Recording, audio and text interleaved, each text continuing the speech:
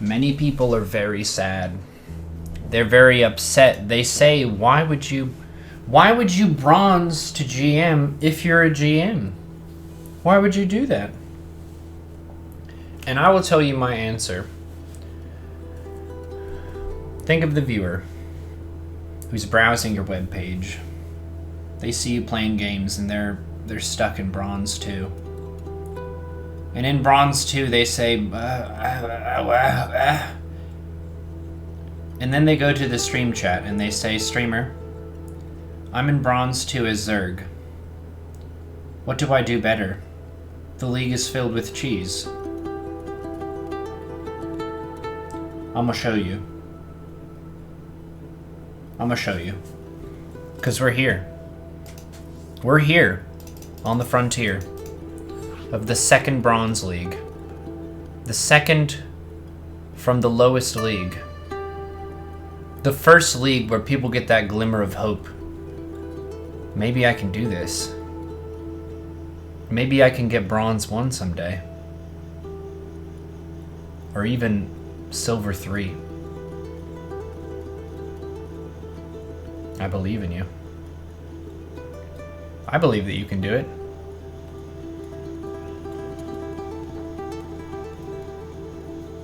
You think I should change the stream title? I can do that for you. If that would please you. If that would bring balance to the Force.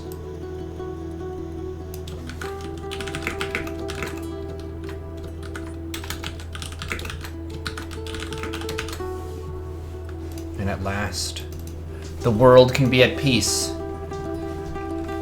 I'm gonna show you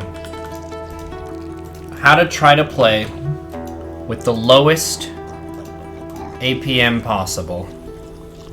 The lowest. Only doing the actions that we have to. And nothing in addition to this. Let's see. Let's see how slow we can possibly play. This is a challenge. We're not just trying to stomp people who are in Bronze. No. What we're trying to do is be a friend to someone on the web and play the great game of StarCraft alongside them. What is the lowest APM we can achieve? Let's say we're Bronze and we don't know what a build is, so we just take a gas and a pool. We have a base before us. That seems reasonable. And so it is. An extractor and a pool. Just take them. Don't worry about it. Can we take a base? Send a drone. I'm not gonna get my hopes up. It's one of those things where maybe you get a base and it's glorious and amazing. Maybe there's a probe that blocks it, but look. The area is open to us. So we'll take it. Try to stay below 100 APM. Okay. Legs 221, thank you. Uh-oh. There is a problem. Let's just drone up to 22. Let's just do that. And then take a Roach Warren. Let's try to play a Roach style, because if you make Lings, it just spikes up your APM so gosh dang high. I can barely stand it. So, select the larva, select the Overlord. Put it on the map. Beautiful. Beautiful. Let's make another drone, and another queen. What do we see? What do we see? A pylon. What a beautiful pylon that is. Changing the rally point. We're trying to stay below 100 GM. I mean, APM. Whoops.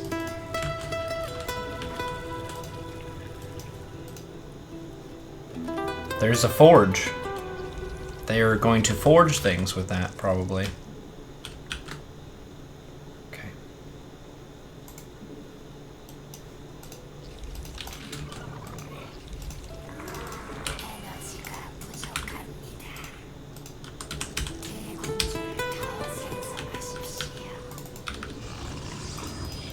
It is a double photon cannon strategy.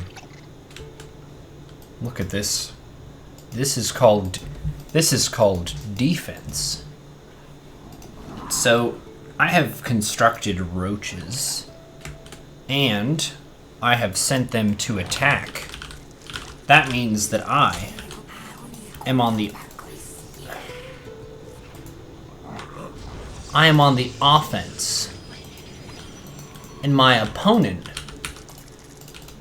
is on the defense. Okay, let's send in the roaches. We're trying to do this in as low of an APM way as possible, which is very hard because I'm used to just spamming buttons as fast as I can.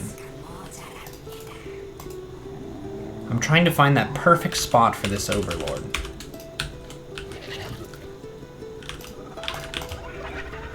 Okay, now we move in 1, 2, 3 and attack in.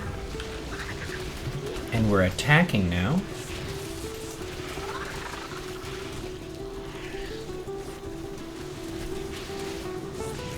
Okay, we attack. Okay, so now we get the carrots and the hummus, and we wait for the enemy to leave.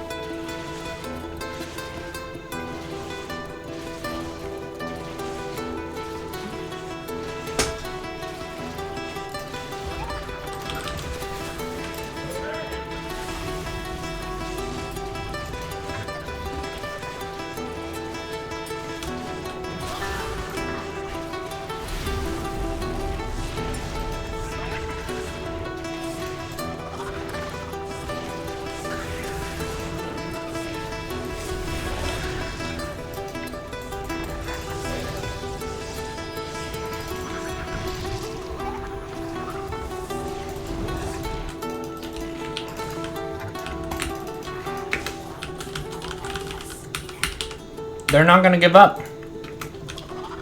We have to move to plan B.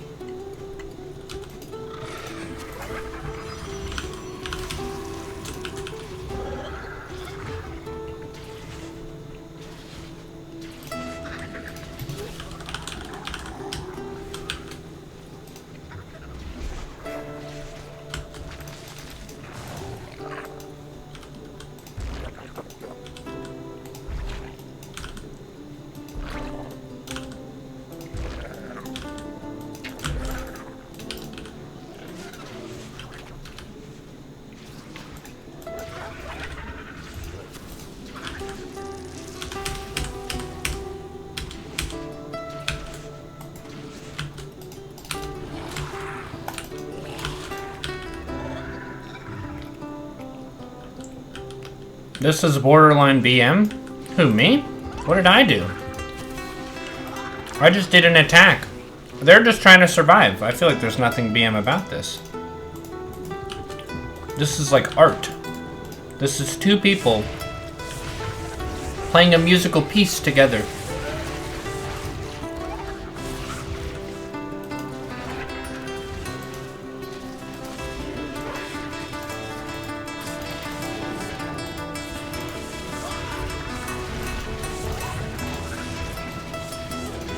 This is someone who's doing an Icy Far challenge of only making photon cannons.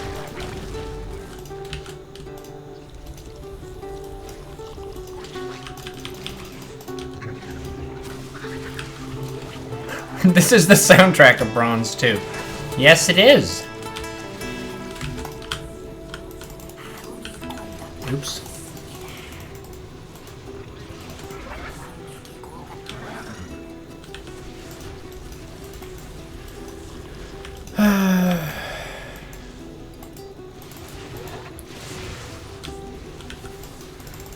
Can we not? Thank you.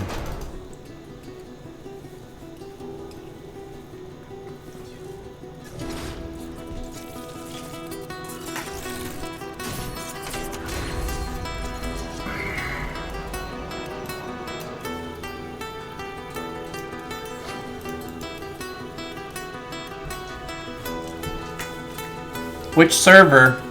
This is, NA server. Feel free to attempt to snipe me.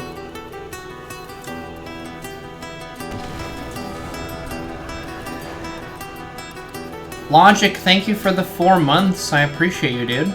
Show 8 p.m. Oh, you're right. God dang it. Piece of crap. Holy guacamole. Holy guacamole. I still did over 100 APM. How is it possible to get bronze?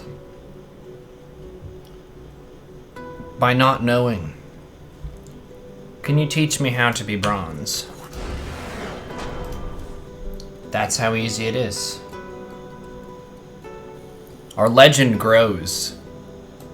There is fear in the frontier. The people are aware. Björn, the fastest improving player in the world, has gone from Bronze 2 to Bronze 1 in 20 minutes. Show APM. 195. In 2 seconds.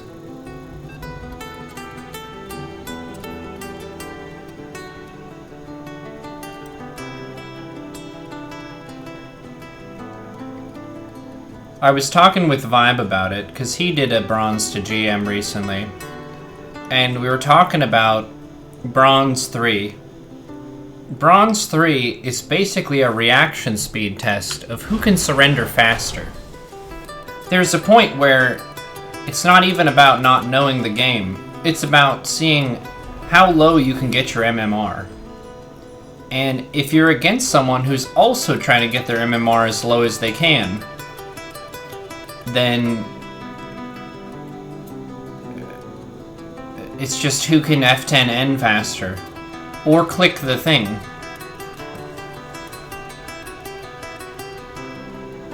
APM.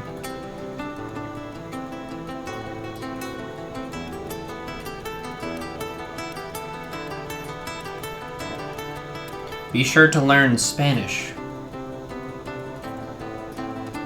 It's normal for people to leave low leagues to know why.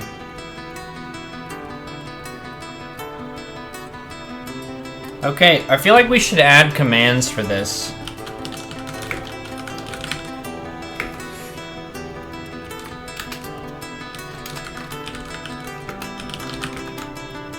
We can do this later, I guess, but I feel like we should be able to articulate what each league is doing. It would only take a few commands. What benefit is it to leave your league? To get easier opponents. I think leaving your league makes your MMR more volatile. It doesn't change the number, but it can cause it to go up or down faster.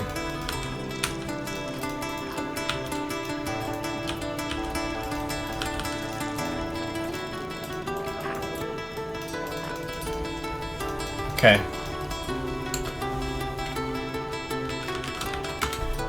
Go into strategy, please. Don't meme. Don't meme. Don't fall into the temptation. Don't fall into the meme. Okay. Okay, what should the strategy be? Help me. Help me, what is the strategy? You want strategy.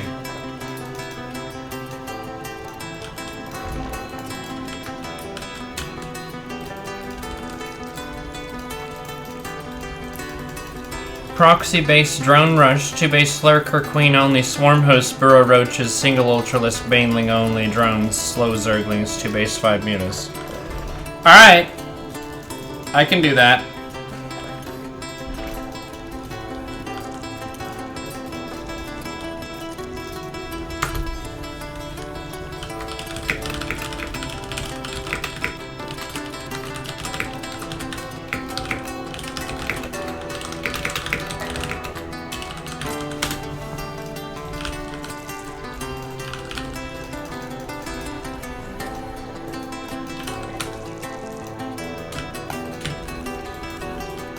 I feel like we should have a simple idea. A simple idea. Here, let me turn the music down a little bit. And I can give you a step-by-step. Let's do a step-by-step. So, what was the first step? We just did a build. We took a hatch, a gas, and a pool. We have a queen and the capacity to build a queen. Let's build one queen at each base. And 4 zerglings to scout. But then, let's think about the essence of Swarm. The essence of Swarm is to produce. And to produce as quickly as you can. So what I'm doing is pressing my hatch button, my larva button, my drone button. Inject. Inject. Click past the overlord, shift click. Attack move. Hatches, larva, drones. Do you see that? Say it with me. Hatches, larva, drones. Hatches, larva, drones. Hatches, larva, drones. Really, that's what the high-level players are doing. They're not saying that, but that's what's happening.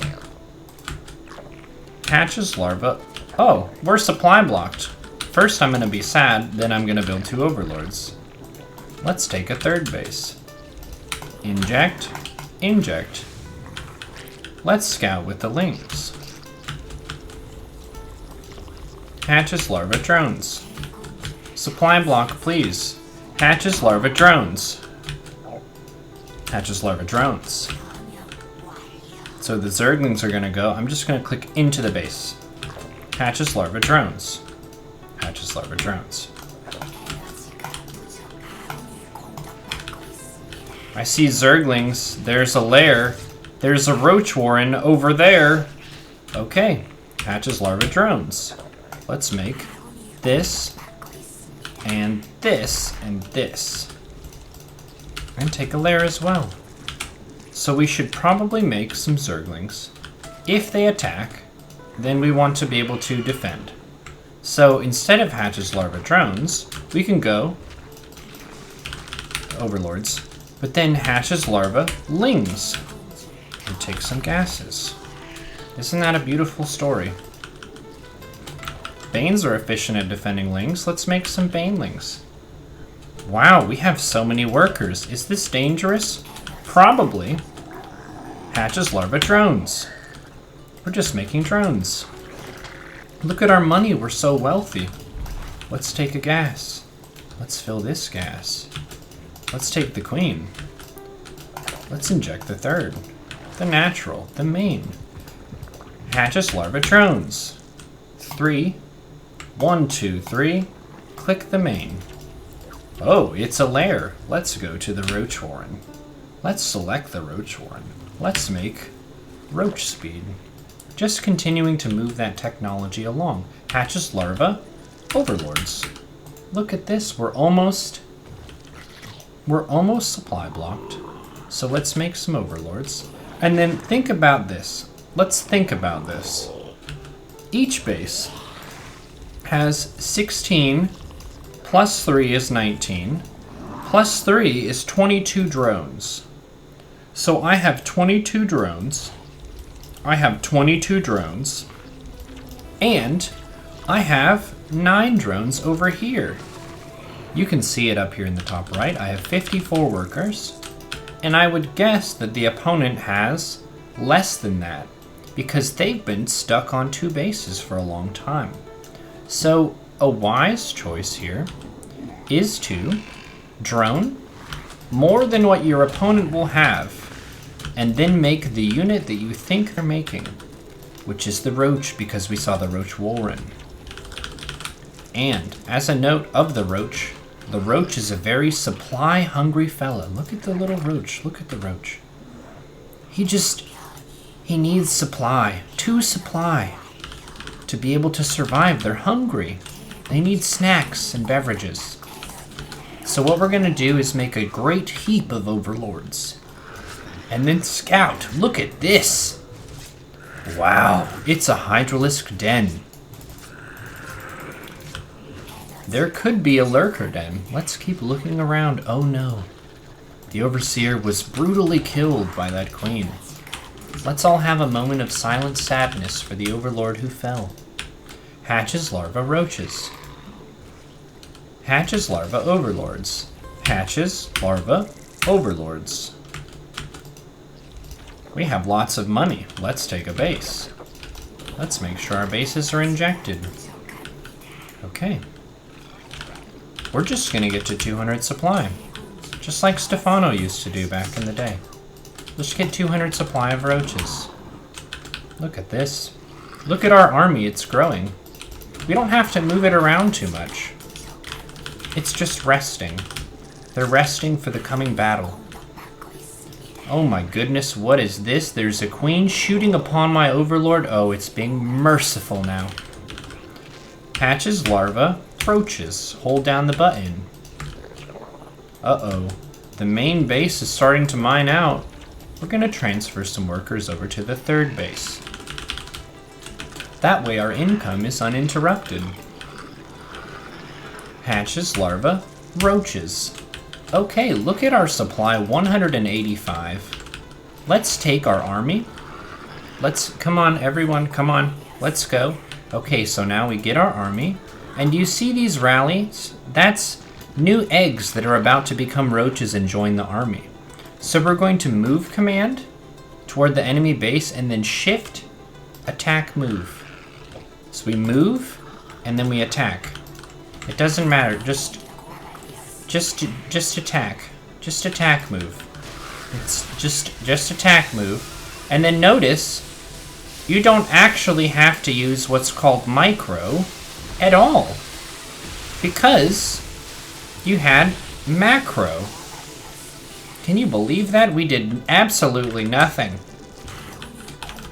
We just did Hatches, larva, drones.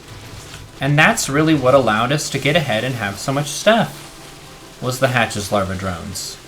And now, we're commanding the area in the center of the opponent's territory so that the new units coming out can't really join together to coalesce and become a large fighting force. Because we are controlling the spot that they need to group up in. Their, quote, rendezvous point. Remember to inject behind the battle. Take an upgrade. Take another piece of tech. Doesn't really matter. Send in the roaches. And make some overlords. GG. Thank you for this game. Blessed.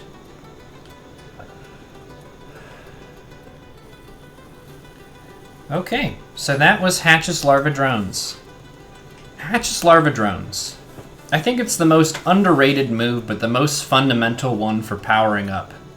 There's a lot of that. It's not downtime. It's Hatches, larva, drones time. This is a great story. Wow. StarCraft is a very relaxing game. It's just Hatches, larva, drones. Hatches, larva, drones. Yep, sometimes you beat someone so hard that they lose over 200 MMR. Hatches, larva, drones. Noob 5 ever.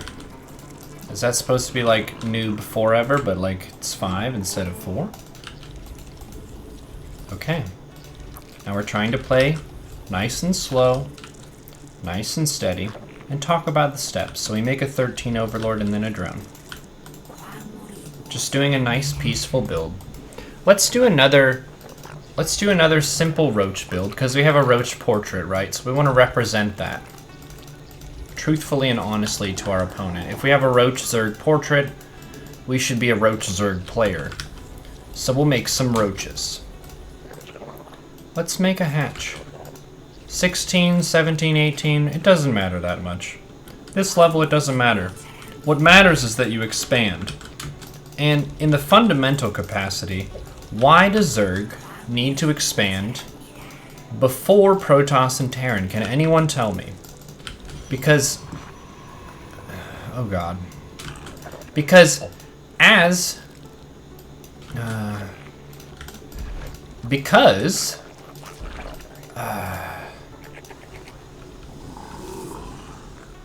because if we didn't, then they wouldn't have anything to cannon rush and they would be sad. Wouldn't they? They would just be so sad.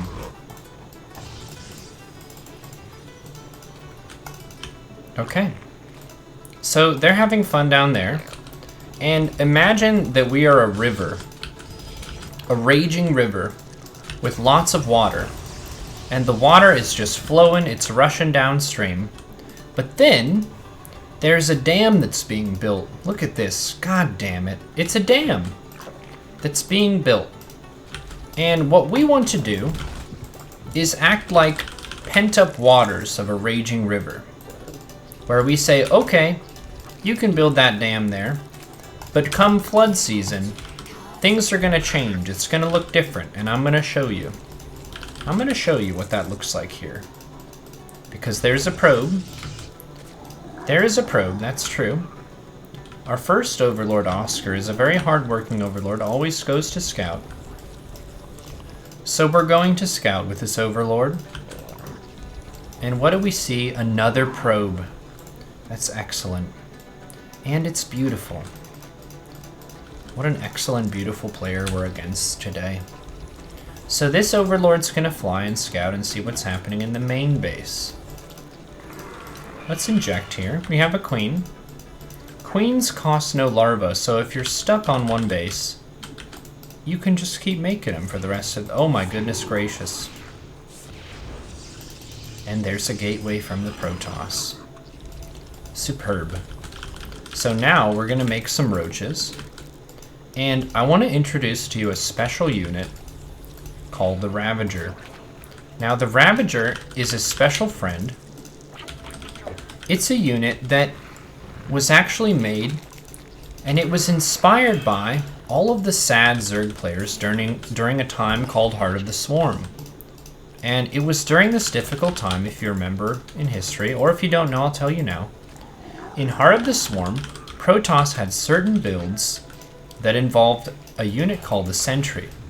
And what the Sentry would do is it would use a temporary blocker in the game called a force field. And the Sentry could block a player from getting out of their base forever. And these Zerg players, they were just so sad. They said, David Kim, for all that is good and green and holy in this world, please, dear God, give us a way to deal with these blockers known as the force fields. So David Kim, being the merciful man who he is, said, very well. So he introduced this unit called the Ravager.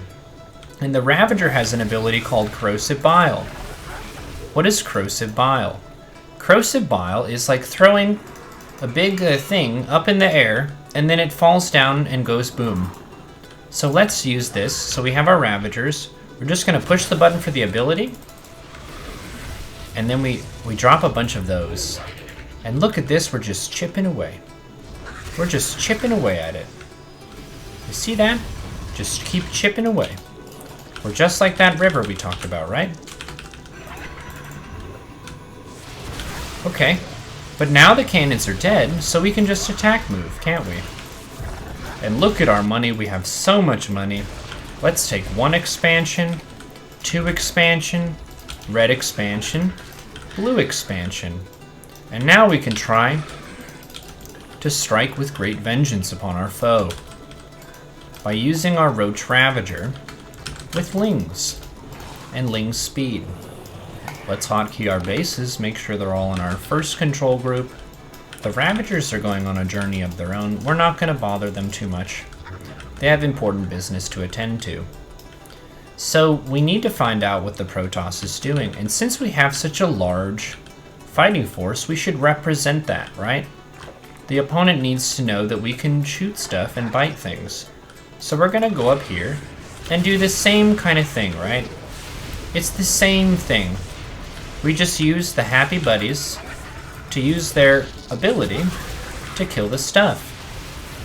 Can you believe that? It's a miracle of Zerg.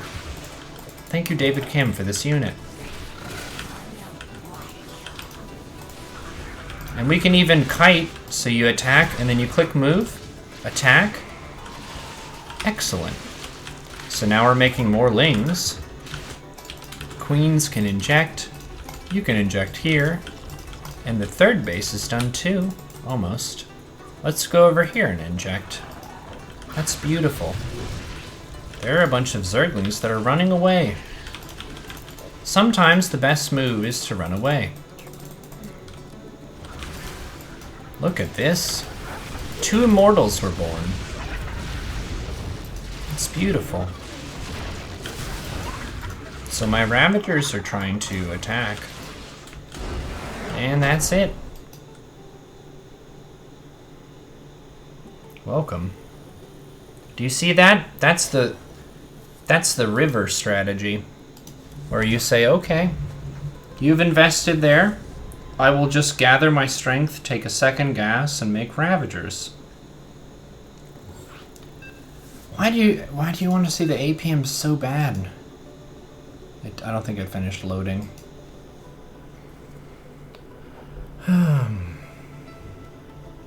Imagine if the robos were cheaper.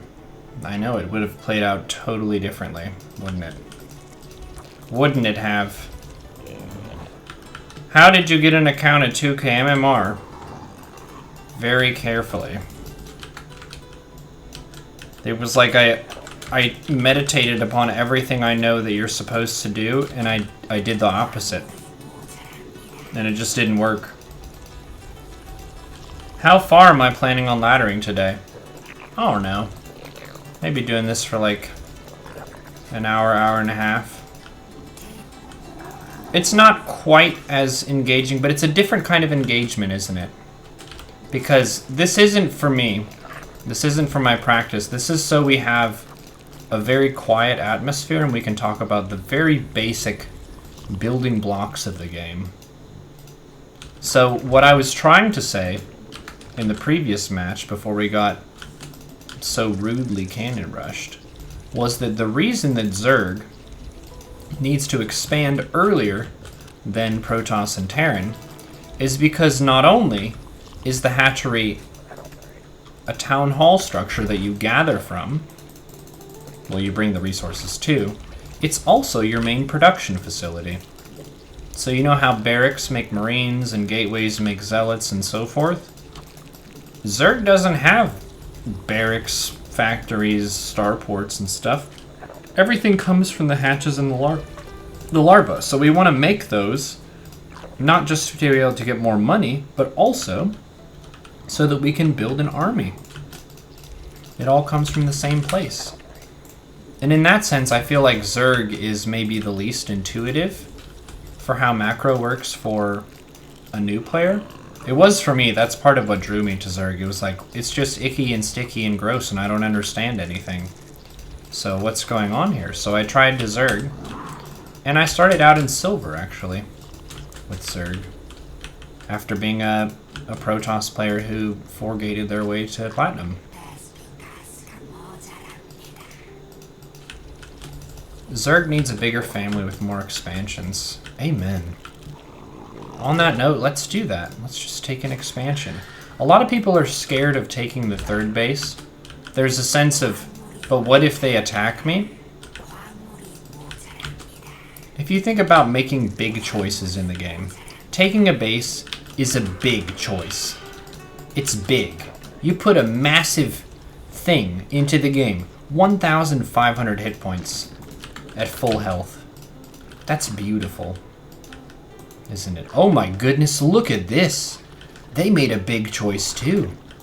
They built a third base.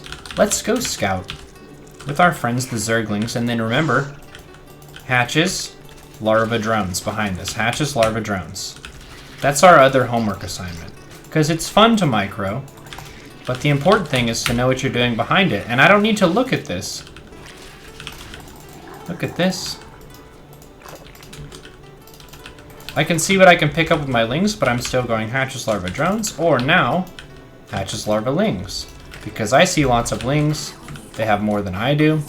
My ling speed is done, so I want to capitalize on that investment. The more units you make with a given upgrade, the more value you get from that upgrade. So we have ling speed right now. We do. And we also have a huge problem. The opponent is attacking us with tons of units. So we're going to try and run and buy time, because this is a disaster. Or is it? This is just two Zergs getting to know each other. We're getting to know the opponent here. What's your name? Where are you from? What is your brood? Okay. It looks like more and more lings are coming out, moving across the map. We have gas. What if we spent it into Banes? What if we did that? Thank you for the subscription. Okay. There are some Banes. That's good. We got some nice damage in. That's amazing. Look at these lings go. You can tell they're very enthusiastic about their work. Does the opponent have what are called queens at the base? Or is it just hatches? I feel like they're taking me to school now. Isn't this wonderful? They are, though. Sometimes you just go into these leagues and then you learn. You learn something you didn't know before. That the ladder is filled with amazing and smart players from around the world who have refined strategies and builds over a long period of time, just practiced day in and day out to be the best players they can possibly be. It's wonderful. Isn't it wonderful? Wow. Thank you for sharing this game with me, opponent. I can see you have played this game more than twice.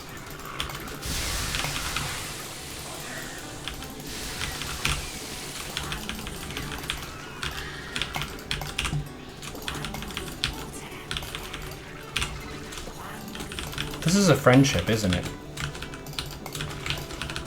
This is like a good book that you get to share by the fire.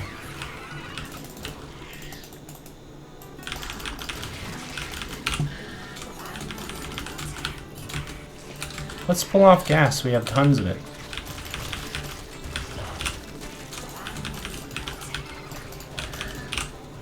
This is kind of like Xanster's strategy.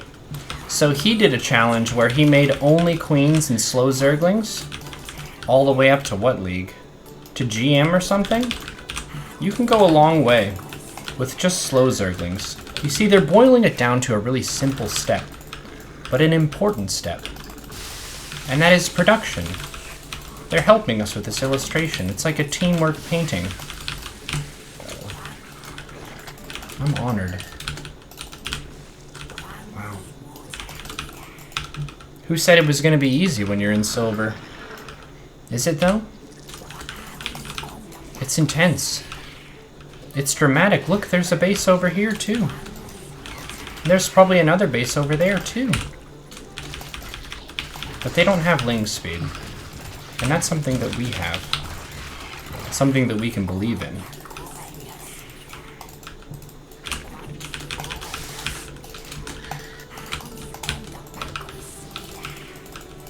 What a unique and special challenge.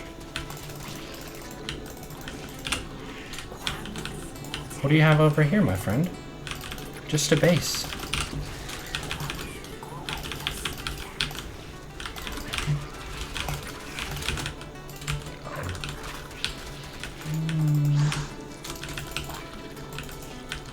The Bob Ross of StarCraft? It's very kind of you to say. GG. That was amazing. Wow. That may be the best 1.8K player in the entire world. Astonishing. Look at the build. It was hatch, hatch, hatch. This was 4 hatch before pool, and then a 5th hatch. Look at this.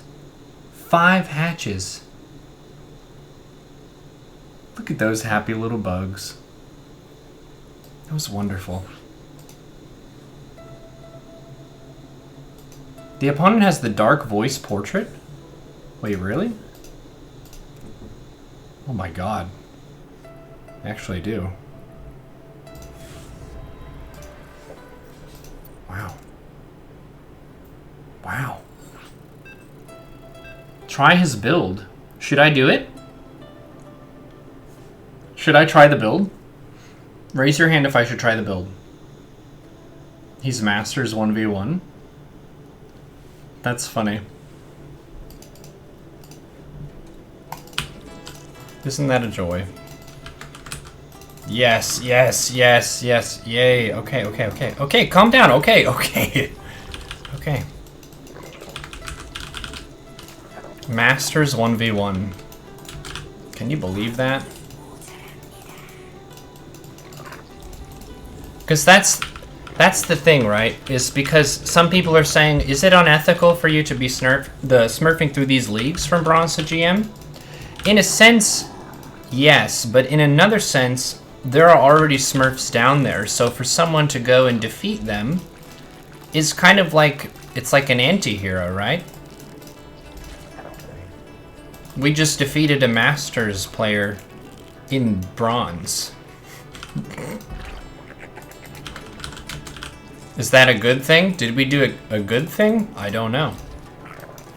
I don't know if we did. But we're gonna try the opponent's build. And if there's a 12 pool coming, then we're dead, but this is for science, isn't it?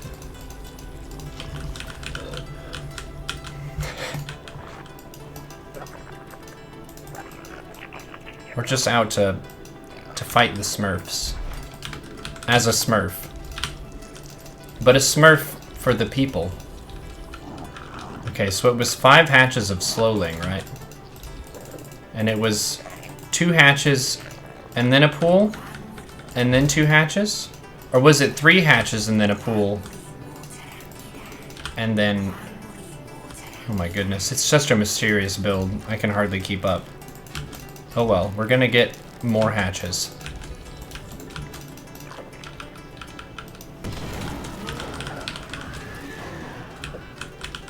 Not the Smurf we want, but the Smurf we need. I don't normally Smurf, so this is like a special exception series. Thank you. Trap drops. Thank you. Okay. So this is my 4th base. This is my 3rd base. And the opponent has a base. Okay, so now we're just making Zerglings. We can take another base, I guess. I guess we can. Here we go. Okay, so this is a build we learned from a Masters level. Smurfing Zerg. Smurfing Bronze. How viable is this build? How high can this build take you? And part of the interesting thing about this build is that it would die to virtually any cheese in the book. Any cheese. Oh my goodness, are they doing the same thing? When you set out to do a bronze to GM, and then you realize that everyone is just trolling you, it's just refreshing. I feel refreshed. Who else feels refreshed? I don't have queen, so I don't have to inject. Okay. We're just gonna attack move. We don't need to do anything fancy. Because that's what they did, right? They did nothing fancy. They just attack moved. This feels like the first level of the campaign in Heart of the Swarm. Where it's like, try to make some Zerglings. So you try to make some Zerglings, and then it's like, wow. Those are amazing. Looks like they're going for 2 gases here.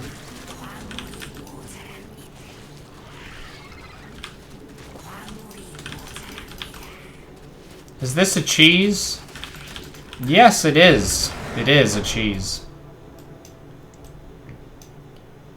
You slept? You feel refreshed? Well, you better splash some water on your face, son, because I've got a surprise in store for you.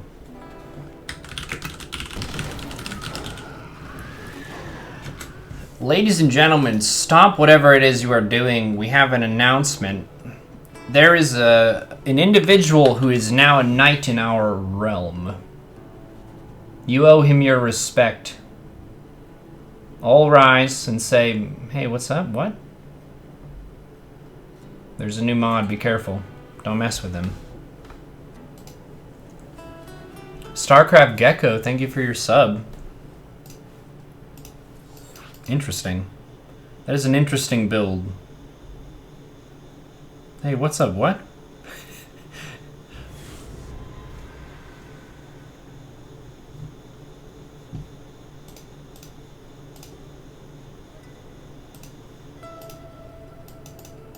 Can you optimize this build? Well, on the one hand, you could say, how high can I take that build? And you could follow down that track, but the downside is that build would lose to 12 pool expand, 12 pool spine rush, 12 pool ling drone rush, 13 gas 12 pool ling speed expand, 13 gas 12 pool ling bane, 14 gas 14 pool ling bane, 14 pool gasless expand, 17 gas 17 pool 17 hatch ling rush. You get the idea. It dies to basically everything but hatch first. So at a low level, if you were, say, a Masters 1 player who is trolling bronze players, you could do that, and you could maybe make it even better. But the problem is, a lot of strategies at the highest level require you to have a pretty bulletproof opening. Well, I should rephrase that. You're not required to do anything. You can be as greedy as you want to be, in a way that you just automatically die to certain cheeses, and that can be a risk you can choose to take. It's like a high risk, high reward sort of situation here.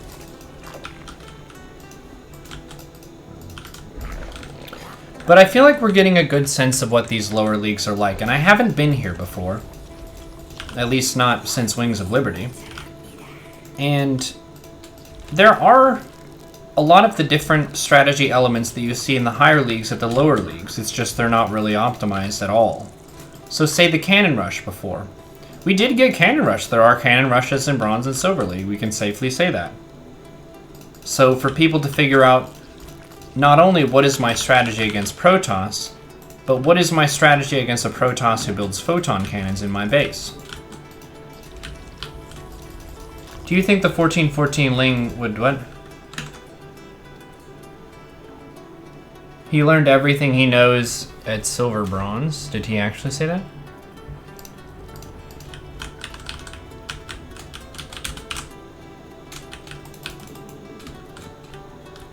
Wow. Is that our oath? If you would like to swear that oath for yourself, I would say yeah, go for that. Yeah. Okay. So we see 2 zealots here. What else do we see? We're just doing hatches, larva, drones. Hatches, larva, drones.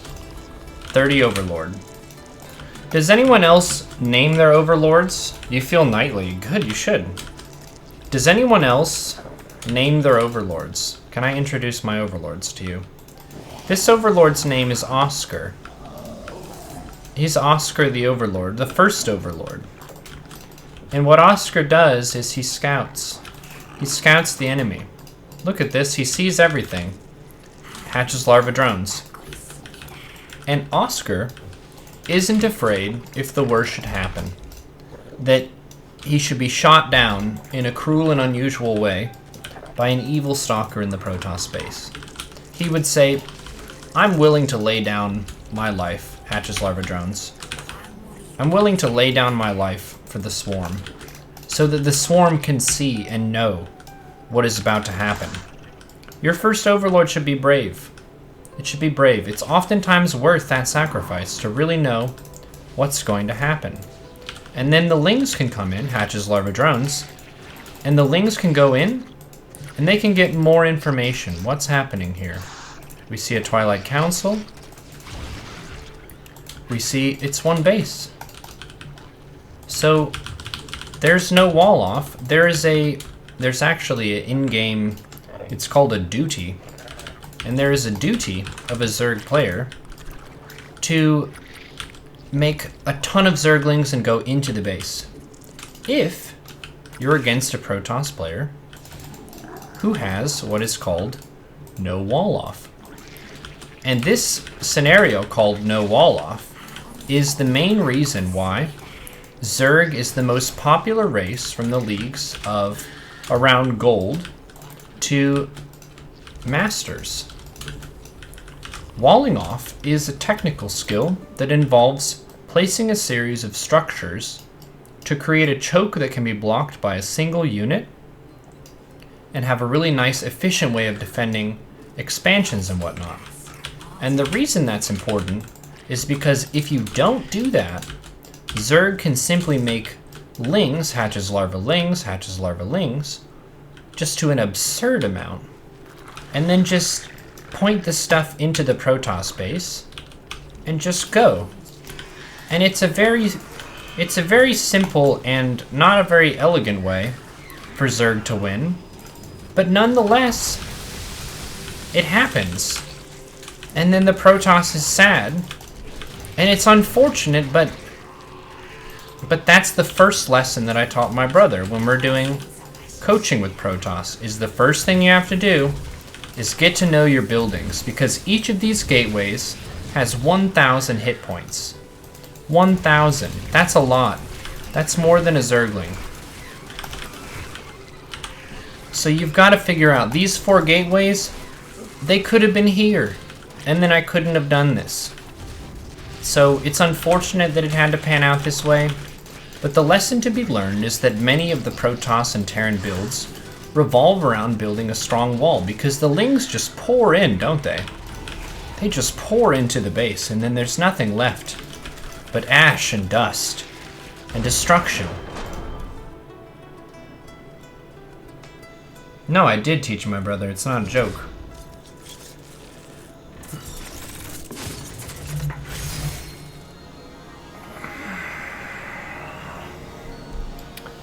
We're making it. We're making it.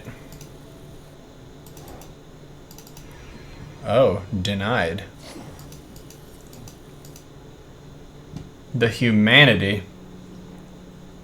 Incredible. I'm in your turf now. Alright. Roquito Dorito. I would like to pay my respects to you in your turf. Close to being GM. What's up, Well-Brained? How is it going? Time to focus on Rocket League. I am doing a Bronze to Master. And this is giving me a lot more thinking space to say words. We did have one dicey game there earlier when there was a green cheese from a Masters Smurf.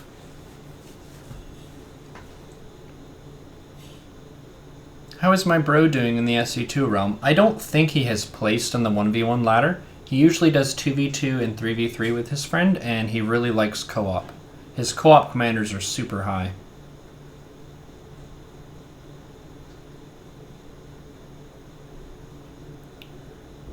Yes, this will be on YouTube.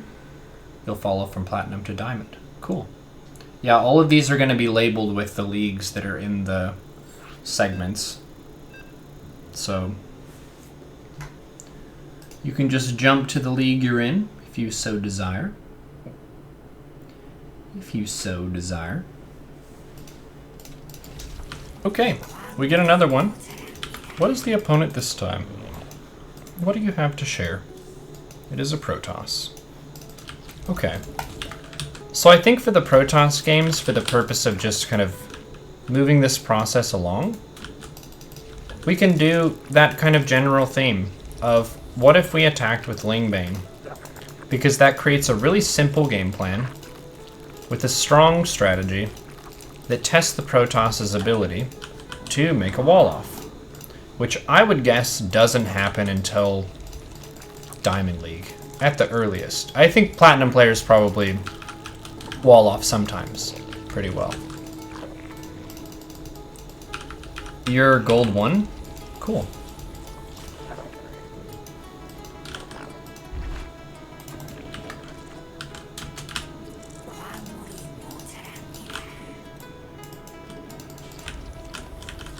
Don't you feel bad beating up weaker players? Yes. I feel sad. But it's only 5 to 15 minutes of their time in their life. It's only that. And I won't manner mule them. I won't BM them. I'm just passing through. And I'm gonna take out some smurfs along the way too. So if you're in one of these leagues, there are some people who smurf. We've already found some. So we're learning here. This is a field experiment. We're gathering information. One of the things we've learned, there is cheese in the low leagues. There is turtle into carrier in the low leagues. There is some BM in the low leagues. And there are smurfs in the low leagues.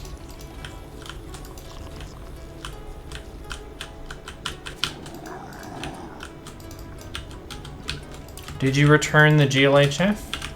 Sometimes I forget because I'm just so busy talking to you. Okay, so Ling Speed first 100 gas.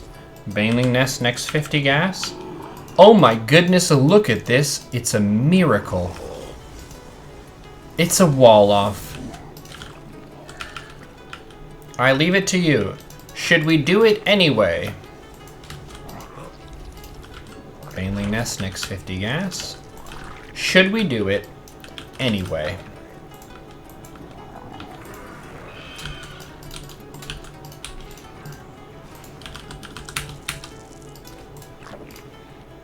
Heck yes. A wall off with a pylon.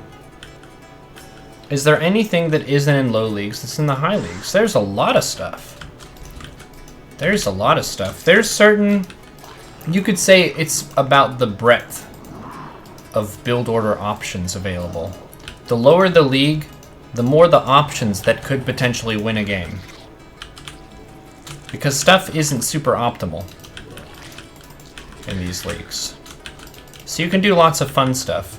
So what we're doing, just to give you some details here, 15 workers in minerals, 3 workers in gas, 6 workers on minerals, and it's 2 bases. And we're just making Hatch's larva lings. We want the Banes in the front to be made, and I'm using the add and remove, the add steal command. By default, this is Alt and then the hotkey for your control group. And what that does is this moves the Banes out of the Ling hotkey group. So there's a pylon in the wall. It takes about 5 Banes to blow up a pylon. So we're going to go straight for the pylon. And then we attack move with the Lings. If we kill this stuff, then I think we win.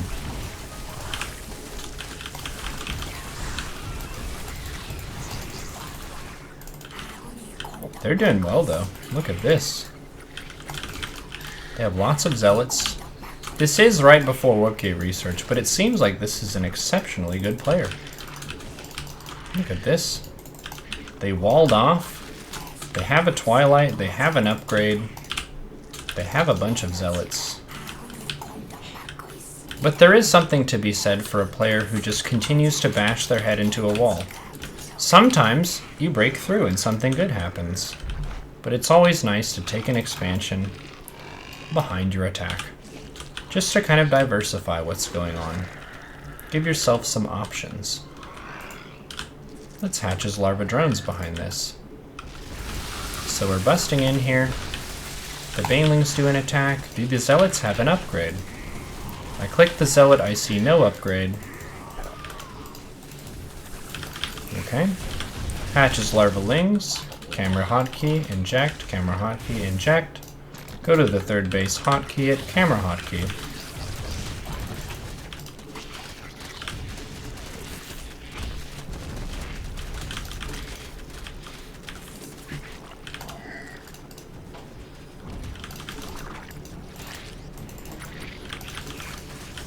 I was getting sign language that the dog needs to be taken outside.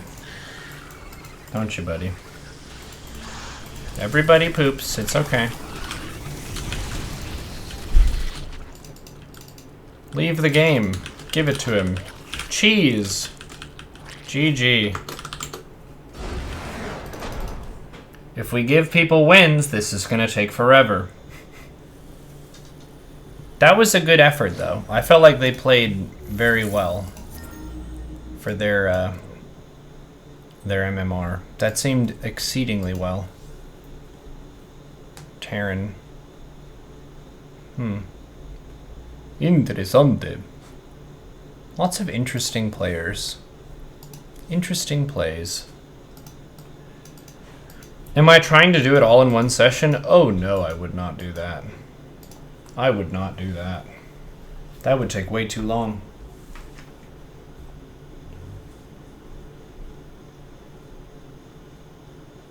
Charge not worth, better get some sentries. How is this person 1800? It's probably another smurf. There are quite a few. Unfortunately, there are quite a few. The basic principle is the lower that you go, the greater number of potential people you can have who are higher skilled than that, right? Because you can only smurf a rating that is lower than your own. So if I'm a grandmaster, I can effectively smurf all of the leagues. Playing against masters, they still have a pretty decent chance. But in the case of, say, Bronze League, you can even have people who are in gold who are effectively smurfs in this league. Well, I try to do it in less than 10. I've already been streaming for quite a while, so I'm probably not gonna go super far through this. We'll just have some time. Spend some time.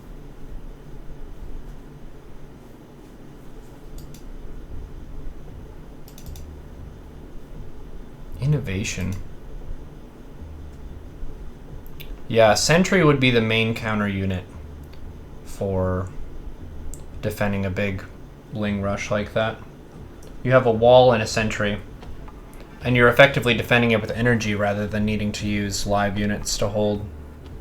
You can also do something like a Stargate opening, where you have an oracle that uses its pulsar beam. I think that's what it's called. Or you can do a gateway unit with a shield battery behind it, and the shield battery will recharge the gateway unit stuff. Yes, I'm going to put this account in GM. It'll take some time, but that's where it's headed. I feel like the main thing that we've really been gathering from this session in particular and showcasing the gameplay is Hatch's Larva Drones. Hatch's Larva Drones is the thing that happens in the in-between phases where there isn't something really obvious to focus on, but you also don't have 70 workers. So if you're looking at the difference in leagues and what people are doing, the people in the low leagues have a lot of periods of hesitation where it's like, I don't know what I should do. I don't know what I should spend my larva on. I don't know what I should spend my gas and my minerals on. So it just kind of piles up. Hatch's Larva Drones would be your little mental reminder to spend your larva. Spend your larva, hit the hatch button, hit the larva button, hit the drone button, until you reach certain checkpoints. So let's say the first checkpoint could be... Actually, we might be getting cannon rushed. I think this is the person who cannon rushed us before, no? Gamer Richie. Heck yes, thank you for that sub. Big fan, dude. Can someone link his stream in the chat quickly? Before I forget. So we've got a wonderful story developing here. We're going to go up to 20 workers and make some units. And then we'll go to 30 workers and make some fighting units.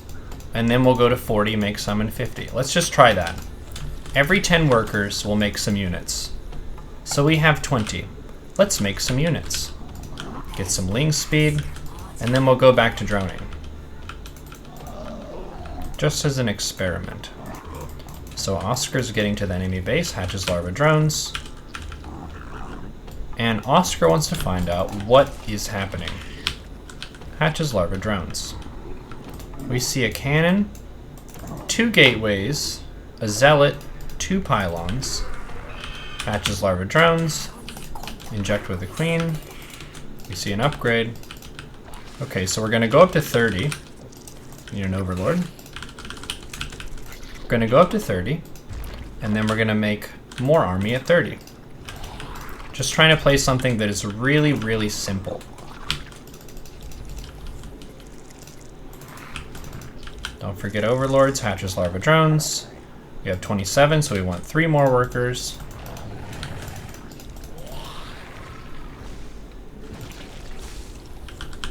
One, two, 3. Cool, so we have 30. Now let's make some zerglings. And then we could make some roaches.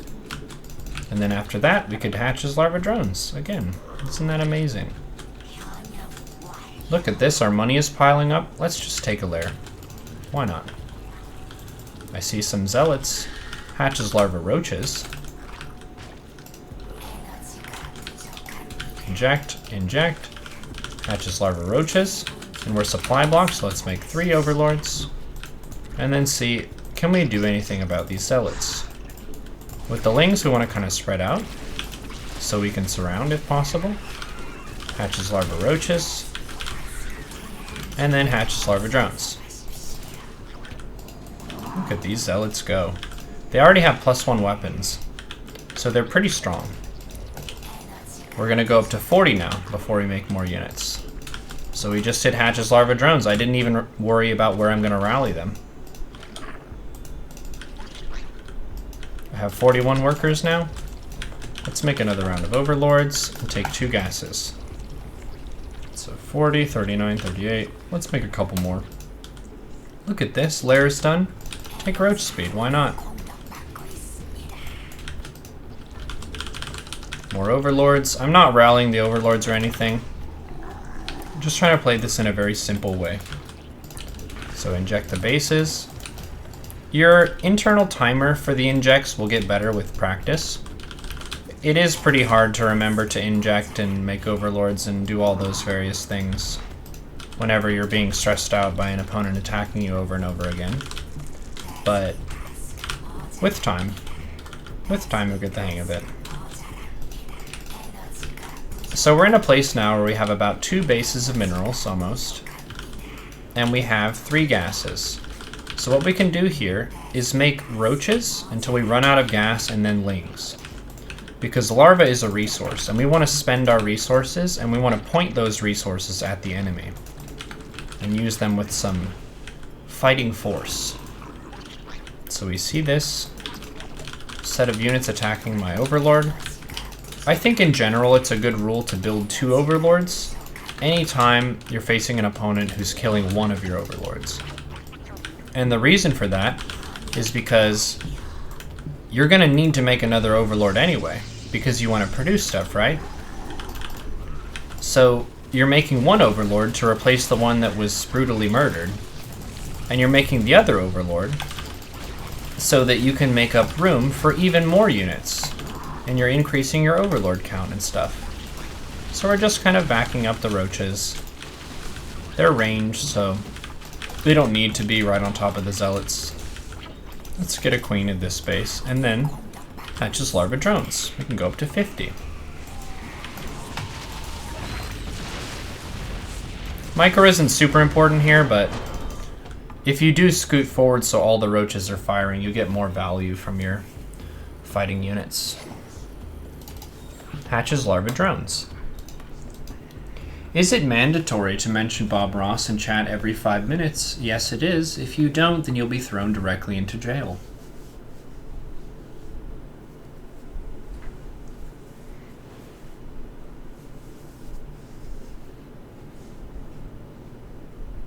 Now is the teaching class. Yes. You're not playing StarCraft beside co-op, but you love the stream. You're an amazing personality. Keep it up. Thank you, Chosen Ballboy. That's very kind of you. We can change the color if you want. Sure. Let's change the color. Let's do white. That's a color. Or is it the absence of color?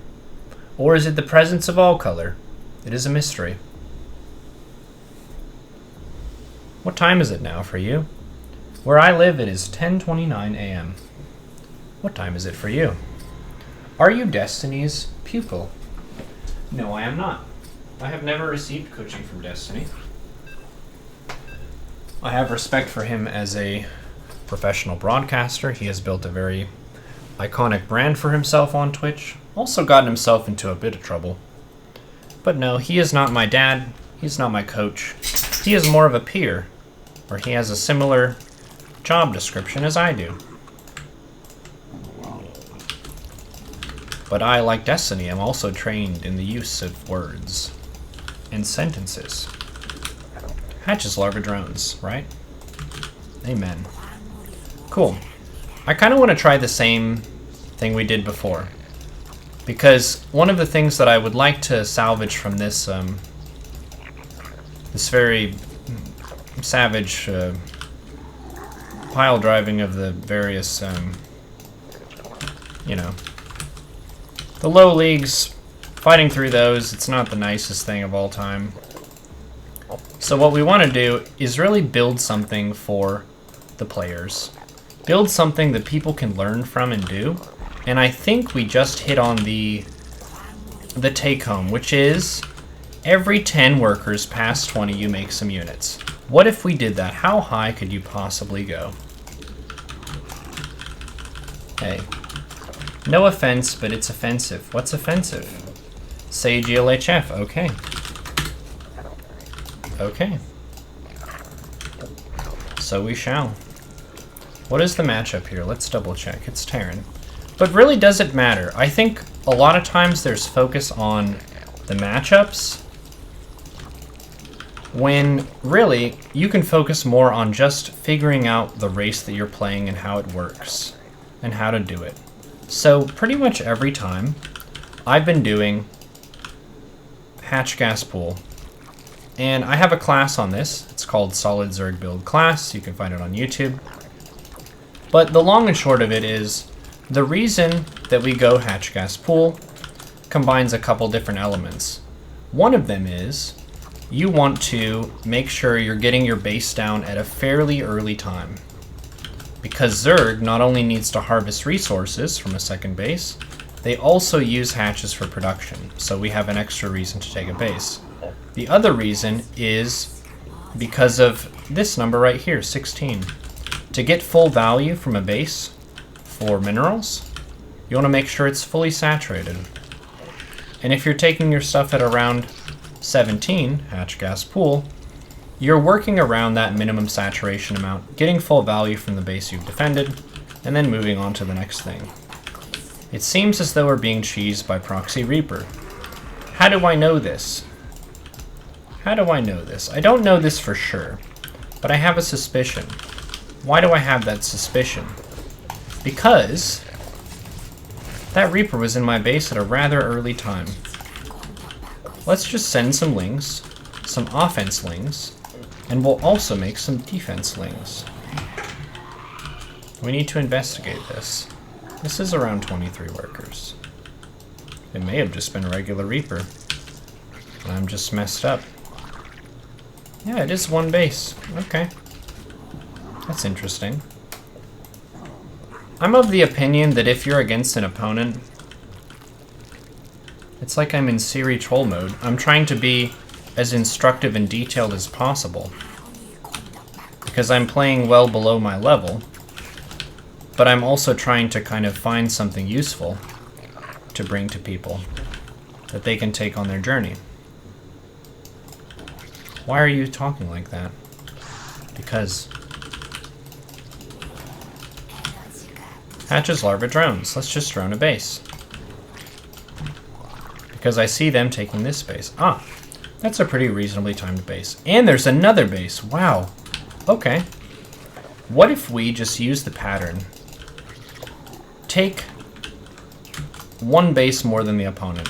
That's kind of a classic Zerg idea.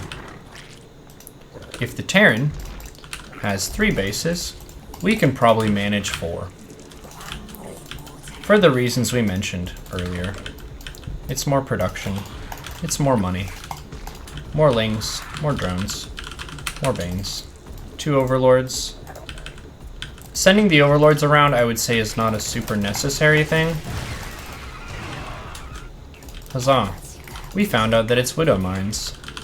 One of the things that I like to do is get some upgrades really early. If we see someone being greedy, we can go double upgrades. If someone is being super aggressive, this is an investment we don't normally want, because what is this? This is 2 drones, this is 250 minerals, 250 gas. That's expensive. But in this case, we know there's a 3rd command center in the main. So I don't really have that much to be afraid of, do I? Not really. The biggest fear is probably a widow mine drop. So what if we did 1 spore here, 1 spore here, and 1 spore here, because no one likes losing all their workers to widow mine drops. Let's go for some banelings. Ling Bane. Ling Bane is a fun composition. If you're playing StarCraft, you might as well make compositions that you enjoy. This game should not be torture. It's the opponent's job to try and torture you. But it's your job to try your best and try to win, despite the Reaper jumping into your base and killing all of your drones. Look at this. It's actually mass widow mine. Look at this. You can see the little spots on the floor. What if we made some Hydra stuff? Hydras with the ranged upgrade are able to shoot widow mines before they detonate. Widow mines have a range of 5. I don't know if I can actually read it on the unit. I guess I'll have to take my word for it. Yeah, they have a range of 5. And Hydras with the range upgrade have a range of 6. So as long as you have detection, you can kill any number of widow mines before they go off. If you have that Hydra range upgrade and a bunch of Hydras. So now we have a bunch of workers, 77. 77 is a very large economy. So let's make a ton of overlords. Just like 14 of them. Is that too many? Doesn't really matter that much. Because we hit our economy goal, and if we make a whole bunch of them, then we can make whatever we want. A bunch of Hydras, a bunch of Lings. Let's do that rule we talked about before, where you go gas into one unit, and then minerals into Lings. Looks like it's a bunch of widow mines coming. That's exciting. Wow. Look at how exciting that is. So now we're making Hydras and Lings. The Hydra upgrade isn't quite done yet. Isn't this beautiful? I don't normally see this strategy, but I would say that it's making me feel refreshed and intrigued.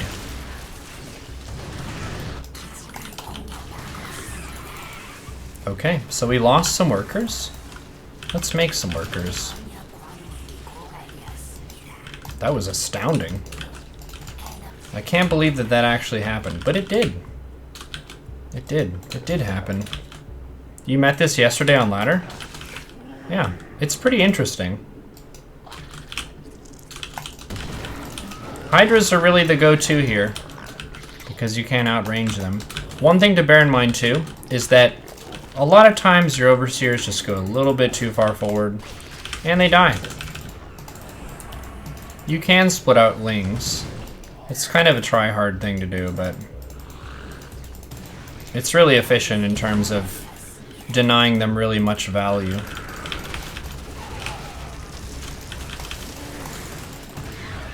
So these detectors, they have an ability that makes them stationary.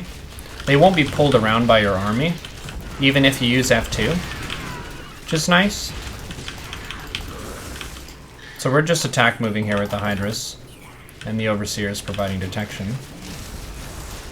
Just attack moving. Don't need a micro. Get some injects. GG. Nice.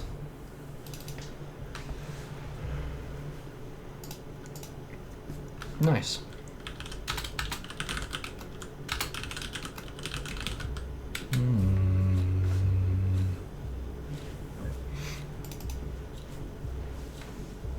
The Smurf gets smurfed. Just a small bit of justice. Is there anyone here who gets upset at regular Smurfs lurking the lower leagues? I remember that when I was kind of climbing up the ladder, where a lot of times you'll face someone who just completely levels you. It's like not even a close game at all, and it's pretty clear that they're super good. Not even like a person at your level who had an exceptionally good game. That's something that you can applaud someone for. If they're just in it, like they've worked on their build, they practice it a bit, and they're in their comfort zone and they kick your butt. Congratulations, good job, you did it. But there are some of those mismatches of skill where they can kind of do whatever they want. I'm in that position right now, but it's specifically for the purpose of trying to gather some valuable intel. Can you showcase some micro tips? Sure, we can look at that, the next one. They destroy your experience with the game. I would say that for me it was frustrating. The way that I thought about it, and this is something that might not work for everyone, because it kind of depends on what your goal is for moving up the ladder. My goal, when I was first learning the game, was to get GM. And if I'm in those leagues and there's a Smurf, I thought about that like it's a preview of the types of opponents I'm going to face later on. I mean, true, yes, you're going to be losing points that you didn't quite deserve to lose for their skill, but the flip side of it is they're playing the same game as you, and they are earning the victory. It might not be as immediately even and fun in that capacity, but the flip side is you're still going to be able to find some flaws in your play if you know how to look for them. So you wanted some micro tips here. Maybe we can help you with that. Let's do the same build for consistency here. Hatch Gas Pool. Thank you for the subscription. Who is that? Gelushot.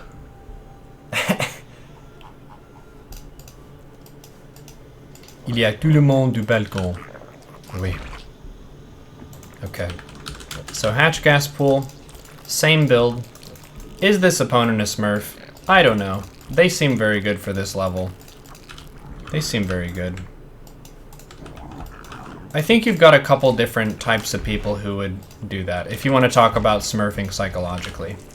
On the one hand, people could do it because they want some games they can play more relaxed, where they don't really have to try too hard, and they're basically going to win all the time, because it feels bad to lose. So they'd rather just beat up on someone who's not really going to challenge them. That's one side of it. Another one would be so that they can specifically do a lot of really wild styles. I've noticed this. Sometimes streamers do this. Sometimes people will do this and then they'll submit the replays to me, and I can kind of tell when I'm casting it that they're playing someone who's lower than them. And that allows them to do really, really silly things that can be kind of entertaining. It might not be super fun for the recipient, but those are kind of the reasons. Another reason could be that the person is doing a Bronze to GM series and trying to articulate a lot of what's happening on the ladder and then put that on YouTube for other people as a learning resource, but, you know. You know. Okay, so we have a Reaper. We have a Barracks. Can I show you something aggressive? let's get a micro tip here. I'm going to show you how to Baneling bust a Terran. We Baneling busted a Protoss, and that was fine and well. But what if we took that one step further here? What if? What if we did? Hatches larva drones.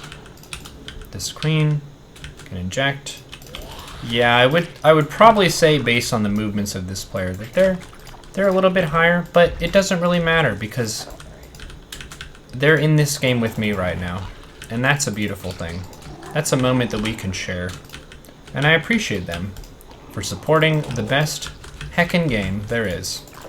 Period. And if you think otherwise, well, you're free to have your own opinions. So we have a bunch of money. Let's make a bunch of lings and take a third base. This is about having a plan A and a plan B, where we can strike at the enemy, but also have something to fall back on. So we're not fully all in, we're just mostly all in. I'm sending a bunch of lings. I see the Reaper. I just attack move there. And the lings are so fast, they naturally surround pretty effectively. So let's use the buddy system here, because last game, they went for mass Widow Mines, didn't they? So I want to watch the floor. I'm looking at the ground. I don't see any Widow Mines, so I just put my lings in an attack move. I'm not microing individual units. Now, we want to get the Banes up here, and we want to hit this center structure. Banelings deal splash, so watch. I just right-click them onto the reactor, and they also kill the depots. So now I'm just move commanding here, and then I attack move. Baneling bust a Terran.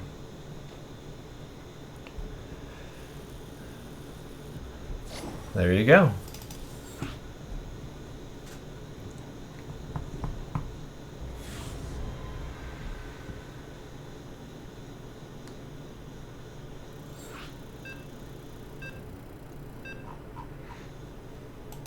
What is the story behind the account name?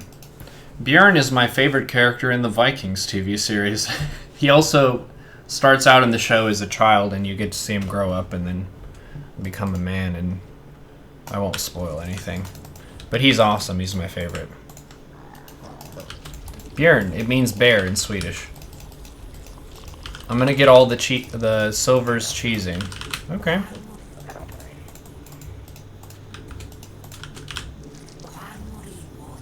Bronze is full of mostly defensive play. Well, my impression so far is that there is some defensive play, but it's kind of like...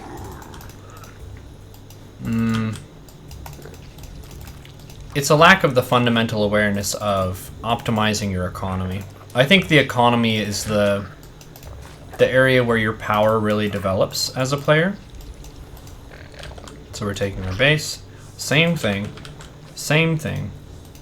Terran. One little note about Terran is their add-ons are always on the right side of their building. That's just how Terran technology works for whatever reason. I'm a Zerg. I don't understand why. That's just how it is. So you can think about the map, and you can imagine where the production will probably be and where the add-on will be. There are some really high-level Zergs, like No Regret, who will think about a specific aggressive build that will exploit something about the positioning of their add-ons. Because the add-on is a really value-dense aspect of their production. In this case, you could have a supply depot, a reactor, and a supply depot, if they have a building here like a barracks or a factory. So I would say this would be a good spawn to go for a Baneling bust. If it was the flip spawn, it would be supply depot, barracks, supply depot, add-on. So the add-on would not be accessible by Banelings. So Baneling busting could be comparatively worse. You could say that there's a little bit of game theory in this, where a player might not expect it as much for a certain spawn, but nobody does that. Let's be honest. That's not really a thing. Maybe at the highest level they do. There isn't really anyone at my level who does that. I think most people don't think about it. It's kind of like your mood. I feel like cheesing now. I feel like being defensive now. I feel like playing standard macro. Unless you're SOS, in which case, please teach us the ways. So this is 2 barracks and a factory. Excellent. And in this case too, notice there isn't even an add-on. So there is still a pretty big structure there blocking the way. I'm just going to send my lings to just run around, get some exercise, look about, see what's up. So we have some workers. We can make another queen. Making extra queens is great. Making sure your bases are injected is great. If you have 2 queens and you make 2, you can change a queen's job. You can say, all right, you used to be an injecting queen, but I'm going to put you on a control group. And your new job, you see? Okay, so we've got a bunch of barracks and some add-ons. So it looks like it's going to be a 1 base bio attack. Let's get a second gas and a bane nest. Now your job is spreading creep. You get to be in a control group, and then these new queens are going to be the ones who inject the bases. Fantastic. So we have 2 types of queen jobs. This queen is going to be injecting here. This queen is injecting here. So did you notice what I just did? I put my queens at regular positions relative to my hatchery. The reason that I did that is because I'm creating consistency in my play, where if I go to a base, boom, I jump to my first base camera. The queen is always in the same spot. Boom, queen is in the same spot. So I don't have to frantically chase around and find out where my queens are. They're always going to be in predictable locations. This makes injecting a lot faster. It makes it faster, and it also means that you don't have to look quite as closely at the queen. You can be more kind of free to look around your peripheral and see what's on the mini-map, what's happening over here, dear God, what is that thing, that kind of stuff, you know? So the Terran looks like they're on 1 base. If I have 2 base economy, I'm just gaining a lead right now. I don't really need to do anything aside from make a ton of units. We could even do something kind of funny if you want to, and maybe take Burrow and try to set up a bomb. If you want to. A lot of these times, it's really quiet for a long time and you're kind of like, what on earth? You can just take 1 Zergling and just shift move it to all the different bases on the map. A lot of times they're hidden bases. I did face a Terran today who is, I think, a Master's Terran. They took a hidden base. It's a pretty good strategy.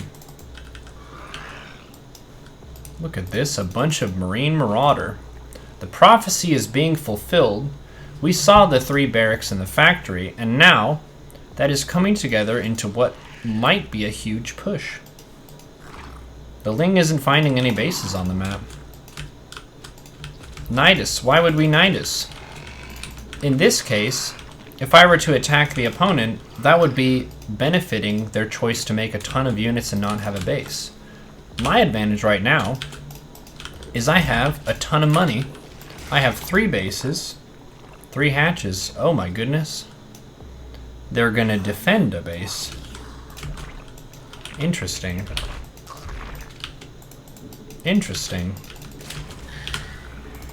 So this is a style that now we can say is perhaps the most incredibly safe of all time. It just doesn't get any safer than this. So I guess we can just set up some bombs for fun. I guess. Okay, we have this 4th base going. This Overlord is the hero of this game. This is a bomb. There are some Marauders too, and the double Baneling thing only kills Marines. So we can set up some bombs. And some bombs. And then they have to mind their step. Mind your step. The trick if you're doing the Baneling mine strategy is to watch the minimap like a hawk. Do you know hawks? They're like birds. And what you do is you just look at it. You're looking at the minimap, and you're ready. As soon as that army moves out, we want to be ready to box over this and then push this button. That's it. That's what we're trying to do. So let's get a lair. Oops, we made 2.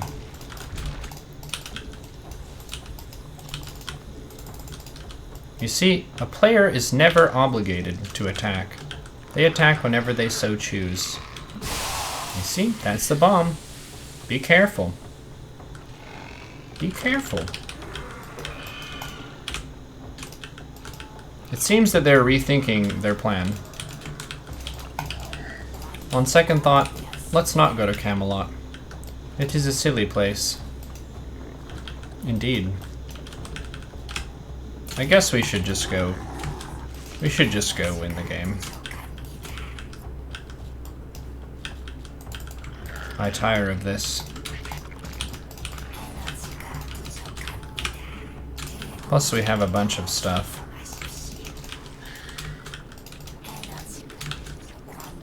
Bane speed, I guess. We just have so much stuff. We can just do whatever. Do you see it on the mini-map? Wow.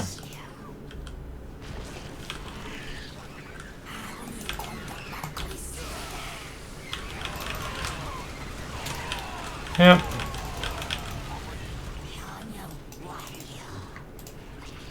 So the reason the opponent lost was they gave me too much room. Zerg of the 3 races, it seems like, can explode the fastest in terms of developing an economy and an army. So if I'm not pressured at all, I can make a whole bunch of bases, get a whole bunch of drones, and power up super fast.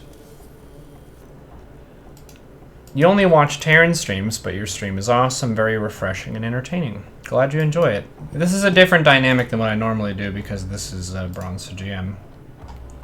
So I'm trying to talk as much as I possibly can, give as much information as I possibly can.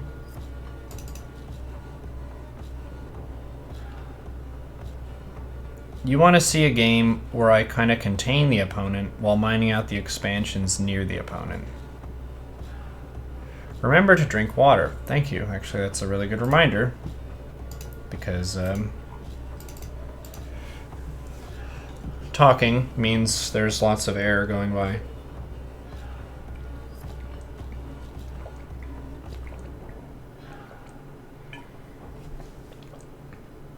Thank you, Hannah Baskerville. Can you show us Mass Queen Nidus? Sure.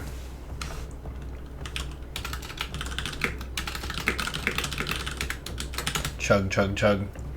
I enjoy water, personally.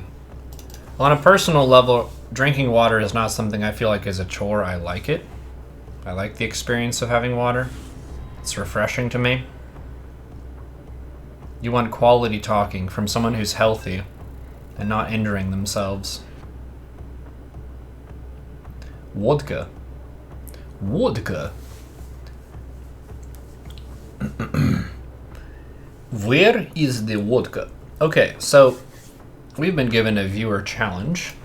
Do a Queen Nidus strategy. Okay. Water and green tea for you?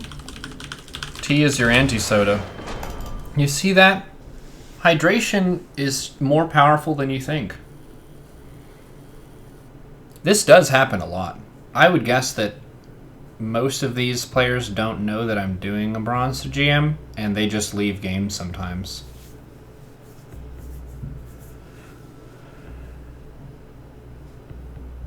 You work with old people and they hate drinking water. It's amazing they live to be old. I think drinking a lot of water or drinking water in general isn't something that is necessary, but it's good. It's like it has a lot of benefits, but you get some water from food and stuff. American old people? I would guess English. British people. If he drinks water and the next opponent leaves, we figured out the game.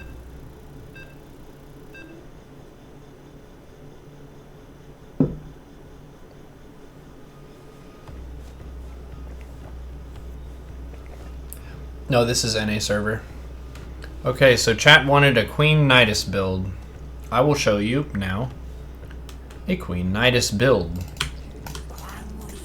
Okay, so this is a team effort here. Oscar goes across the map to scout. We're gonna do the same hatch gas pool build again. Why? Because it just allows us to do a lot of stuff.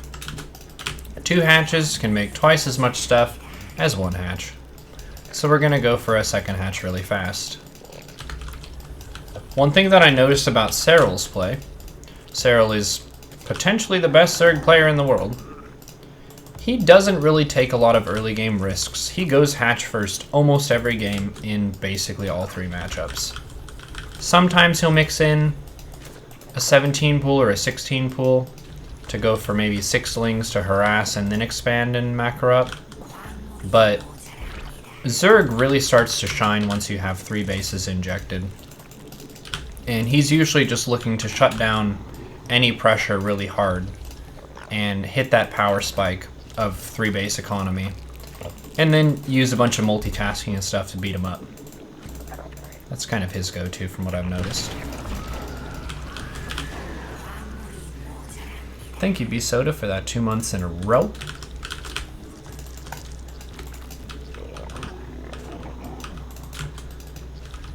Okay, so Francisco is the champion of this strategy. Francisco is the name of my second overlord, and his job is going to be to provide vision for the Nidus. We're starting this plan from the beginning. From the beginning of the game, we're planning to Nidus. We're not going to take ling speed. Well, maybe we should. No, we're not going to. I don't know. I don't know. Should we take it? What about Rogue or Dark in comparison to Cyril? You would say that they're probably peers to him, but he has posted better results than they have recently. So it's possible that he is better. But you can also say that the condition of a player matters a whole bunch. If someone's having a good day, they feel good, they rested well, they're mentally in a good place, they have a good plan, they practice and that kind of stuff, then they can do exceedingly well. Let's just do it, ling speed. Let's do it. I think I saw a Reaper coming. This looks like a similar kind of strategy where it's 1 base, bunch of stuff.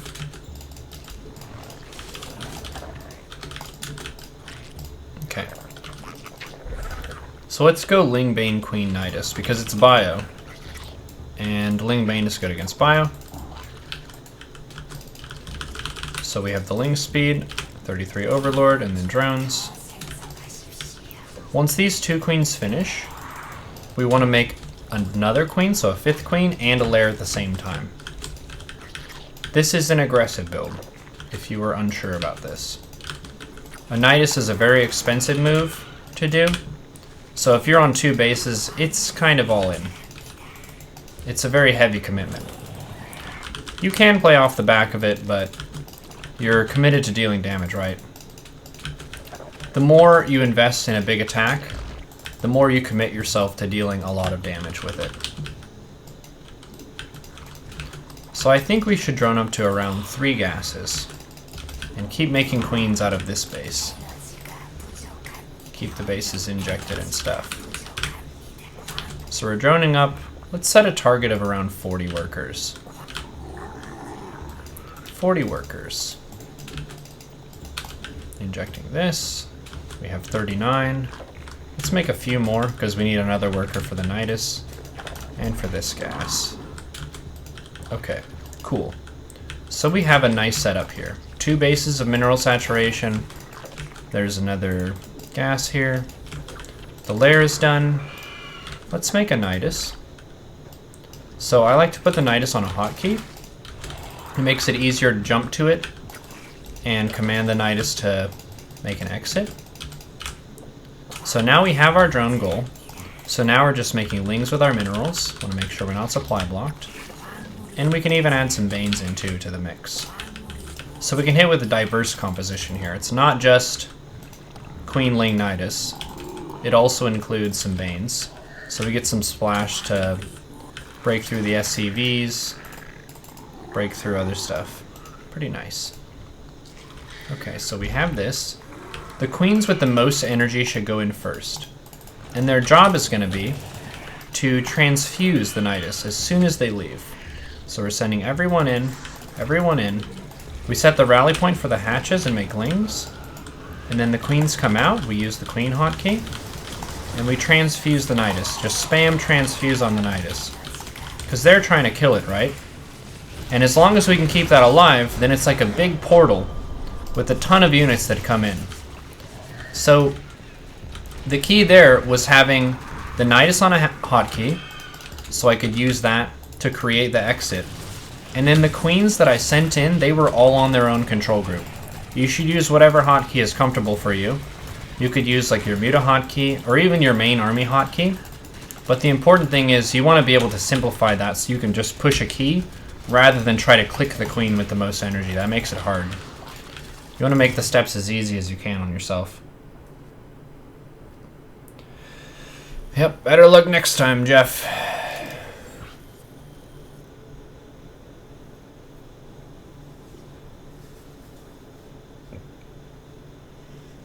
Can you demonstrate a good pool first opener? Sure. Do you want like the 6-ling pressure thing that Cyril does sometimes in Raynor? That's a high level build. I would do that build in GM. And by high level build, I don't mean that it's particularly hard. I mean that it's viable at the highest level. Sure, we can do that. I think you can technically do that in all 3 matchups. I would be the most hesitant to do it against Protoss. But you can do it in ZVZ. I'll show you. I'll show you. So this will be an economic pool first opening, where we're not going all in off of a pool first. We're just getting that pool down to make a couple lings to give the opponent a little bit of pressure, something to worry about. And then we have a base behind it as a follow-up. Let's do color again, just something different. Sure. When you started bronze to GM, how did you handle the placement matches? Well, you have to lose all of them to get bronze. You have to lose all of them and then some. You have to lose a lot to get into bronze. It takes time. So we're going 17 pool. 17 pool, and then we drone up to 17. This egg that we made as the 17th supply is being rallied down to take a base. And I'm just going to wait. I'm not going to spend this larva. We're waiting. And then by the time this egg that became a drone gets down to the natural, we'll take a base. Look at that. 300 minerals. Boom. Hotkey it, camera location, and then make 1 drone.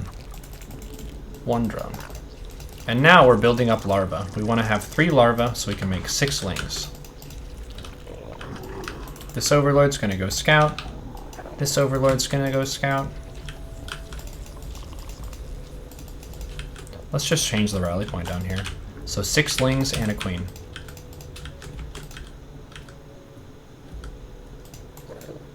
We could even take a gas. So a gas at 22, and we're naturally supply blocked. And then we'll make an overlord. I like putting the 3rd overlord just in the center of the map on high ground in ZVZ. It's pretty nice. Looks like the opponent has lings out even earlier than we do, which means they may be attacking us. Let's make another queen, and we can just make a spine. Kind of anchor our setup. Because we don't have gas right now. So our plan is pretty much exclusively minerals. Interesting. So I'm going to pull a few of those lings over, just by the AI. So we can win this little fight, just with a tiny bit of micro. And then I'm droning behind this. A lot of times you forget because you're focused on the micro and stuff, but it's just make drones behind. Make drones behind whatever you're doing. I feel like we should just let the overlord go. They were distracted. This is what Stefano did. He just let it live.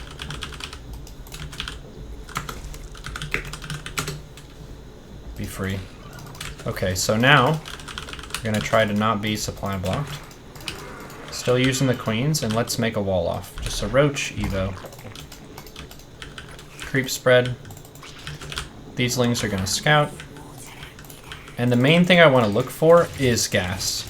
I'm gonna look for gas and ling speed. Because that, oh my, what? It's ling speed lair evo chamber. It's still Silver League, it's okay. So we're gonna make a wall. But not just any wall. We're gonna make a wall that is basically impregnable to ling attacks. And what we're gonna do is we're gonna put 2 queens in the hole here. 2 queens in the hole, and each of these queens exposes itself to about 2 lings of surface area damage, which is basically nothing. They really don't care about that because they're gaining energy and they can transfuse each other and whatnot. So I'm just free to drone. This is effectively a tight wall. Airtight, watertight. Stuff cannot get in. Stuff cannot go out unless the queens allow it. Let's make another queen. Fill the gas. When the lair is done, we'll take roach speed. And in this scenario, we're just trying to maximize the value of our 2 bases, and then we can just shove that at the opponent and probably kill them. Probably. We have 44 workers. That's perfect 2-base saturation. Amazing. We're just leaving these queens there. They're holding the door. Good job. Roach speed. Heaps of overlords. Fill this gas.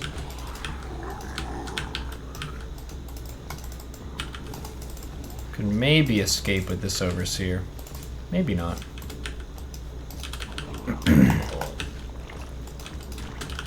A really nice way to explode with a powerful push with 2-base roach and lair and stuff is, is the stream fine? Is to use the overlords to drop creep, just to give you a little bit of extra movement speed. A little bit of extra movement speed.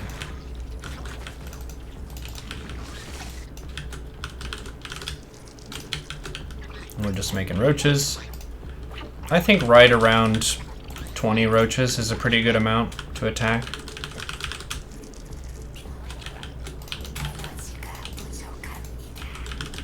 $20 roaches. Cool. And we'll have roach speed too. The queen can push away overlords so they don't have vision of my army moving out. I see a bunch of lings and they have melee, but the problem is I have so many roaches that a lot of the middle ones are totally protected.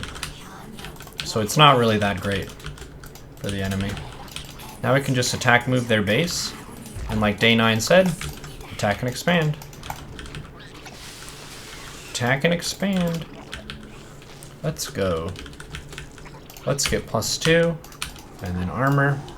We could even get burrow and tunnel claws. Just have the fanciest of all possible roaches. We're just attack moving here. This is just our 2-base economy being ahead of theirs, and they just don't have enough.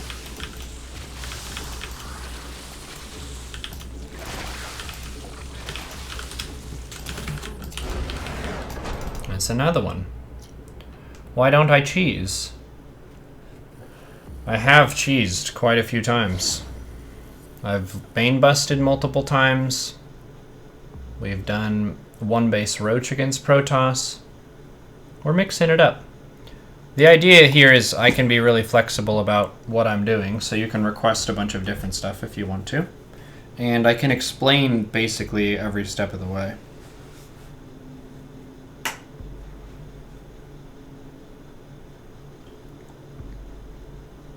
Another one bites the dust. People having a good time? How is it? I haven't done a bronze to GM before. I'm trying to be as compassionate as I can be, but there is that kind of attack of conscience that's happening. By cheese, they mean proxy. Super cool, it's great. I forgive you of your transgressions against the ladder. It's pretty informative. Okay. Well, I feel less bad now. Thank you. Smurfy boy.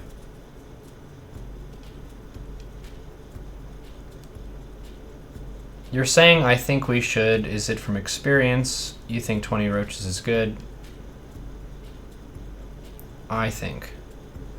Well, by saying we, it makes it feel more inclusive. I feel like that's a social aspect of streaming that makes it more interactive and personal, and it makes the viewer feel more like they're a part of the journey rather than it is I who is commanding all of this stuff and you can watch if you so desire, but I couldn't give a flying crap about you. No, I care about you, and I kind of feel like if you're paying attention and you're following the action and stuff, that you're there with me too. Because you are, really. If you're watching a stream, you're engaging in a person's life.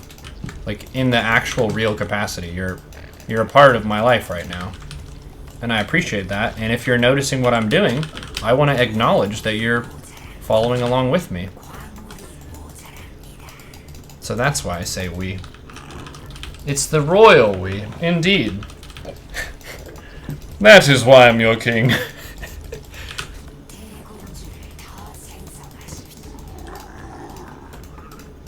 Okay. So the people have said, I saw it multiple times, we want to see proxy. Okay, fine. Okay, fine. If anyone is offended by proxy hatches, turn away now. Because we have two ninjas. Two ninjas. Just going directly for the enemy base.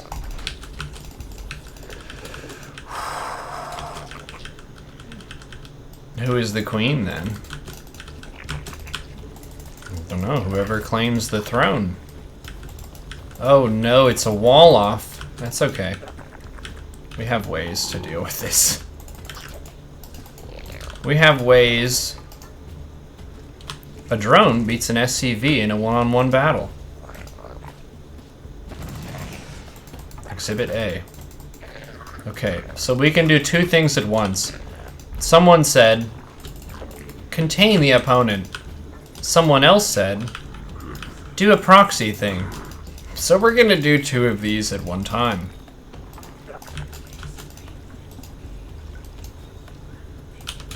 Okay, so we should use spine crawlers, I think. That's probably the most responsible way to play out this situation.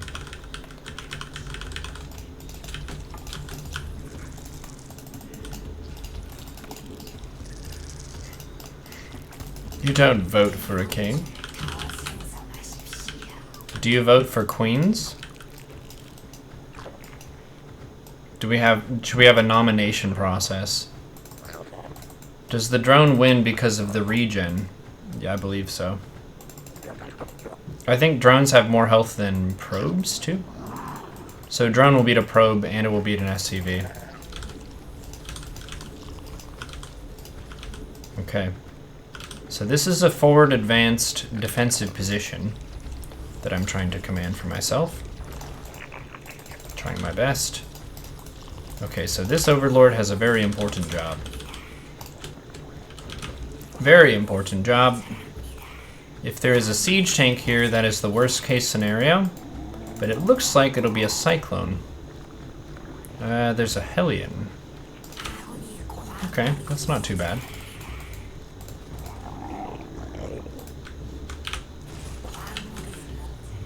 Hello.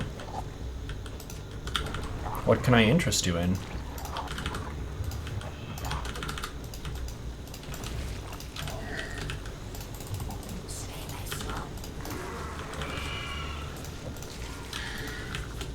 Okay. So this is kind of like Occupy Wall Street, but yeah, it's exactly like that actually. So we're using the spine crawlers to poke the enemy, and The creep spread from the queens is allowing us access to the enemy's base.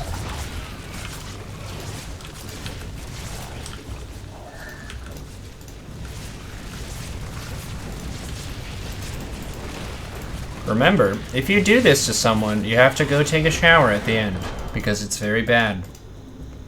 It's very mean. This is making my palms sweat and my arms spaghetti. You see, that's how you get silver 2, right there. That's it. Shower time. That was dirty. It was dirty of me. I feel ashamed. I feel bad. Drones have 40 HP and SCVs have 45. Whoever attacks first wins due to the drone regen. Okay. 142 points taken. Oh, is this the same person? Should we do the same thing? Oh my goodness. How foul can you be? How foul are you willing to be today? Oh my goodness. How do you feel about being the new dragon? What does that mean? Yes, do it. Oh my goodness. That is just unanimous. That is just unanimous. Give the people what they want, I guess. Is there a build which one might do for all matchups and reach diamond? Yes, use the build, or sorry, use the starter kit command.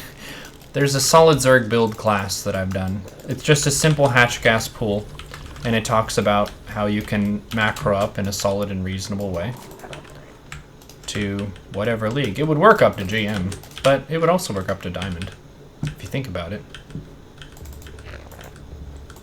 Excellent. We have been granted access into the enemy base. Okay.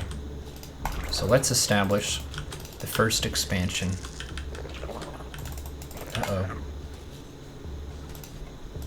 You're right, the SCV does have 45 hit points. Who attacked first? I think the SCV did. You're right! Oh my goodness, we have learned. We have learned. Okay, let's send some more drones. And we need a swimming pool. We could also try a different sort of strategy here as well, where instead of going for something along the lines of proxy hatch, we could use the proxy hatch as a sort of distraction for something else.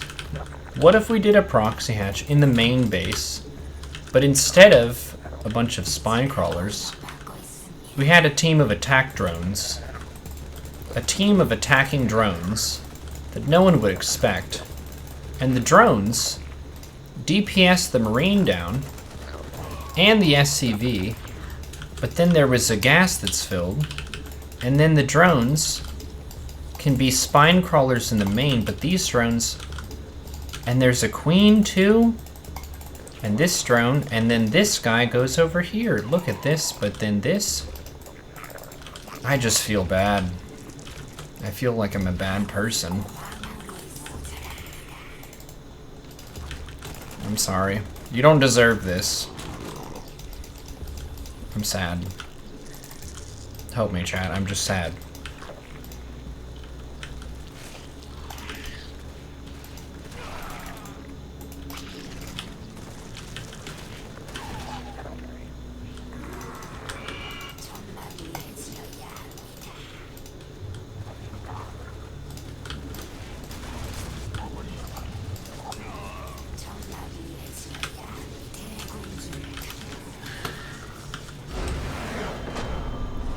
Look at this.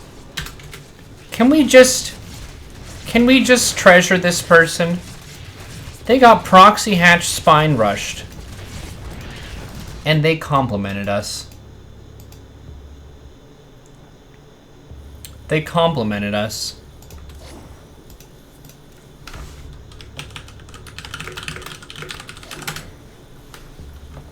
Said appreciate the good manner. Wow.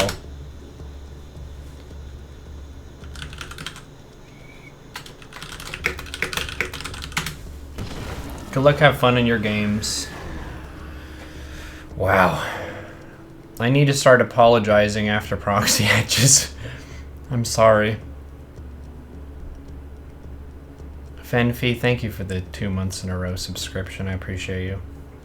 That's rude. What's rude?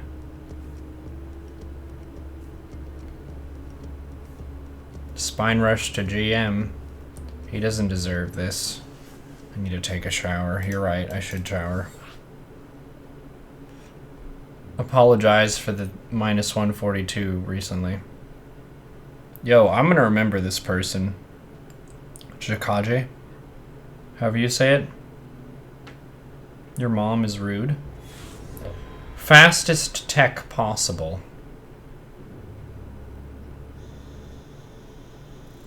Okay.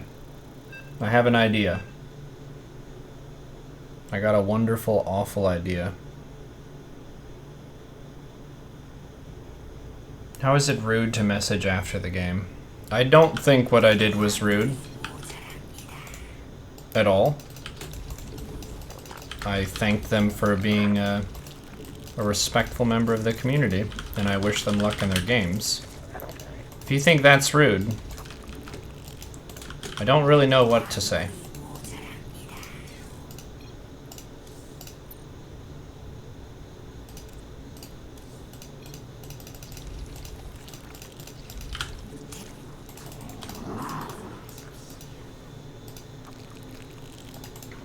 Okay, so you said fastest tech possible.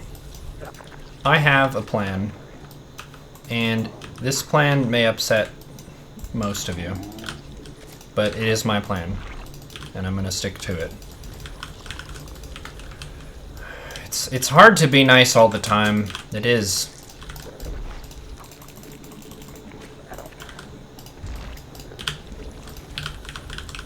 Can we get an emote for this person?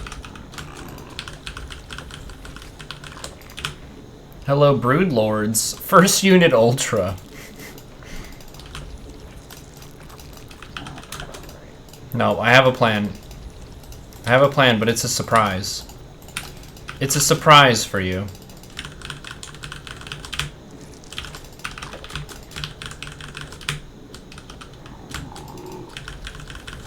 Yep, they're gonna be the next Neuro, indeed. What could this build be? What is he doing? You'll see. You'll see. This is something that I don't know. I don't know if this is actually optimal. I'm just guessing at a strategy. Fastest tech possible is what you asked for here. Am I gonna do this for Terran and Toss too? I think I could. I think after doing all this, I would probably prefer to do just unranked to GM with Protoss maybe. So we have a 2-minute 15 layer. I think that's about as fast as you can do it in a way that kind of makes sense economically. Okay, so we see a Reaper that is attacking its own barracks and an expansion. Okay, that's good for me.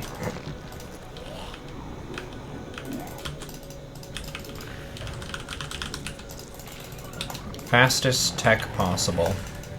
Give the people what they want, even if it's gross. How to display the current APM. You equip the remastered thingy. Console is what it's called, I think.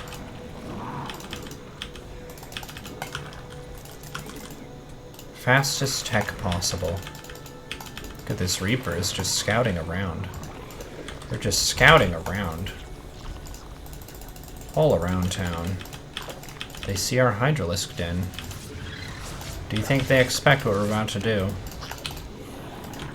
I don't know. Maybe. Maybe they do. Do you know what we're doing yet? Have you figured it out?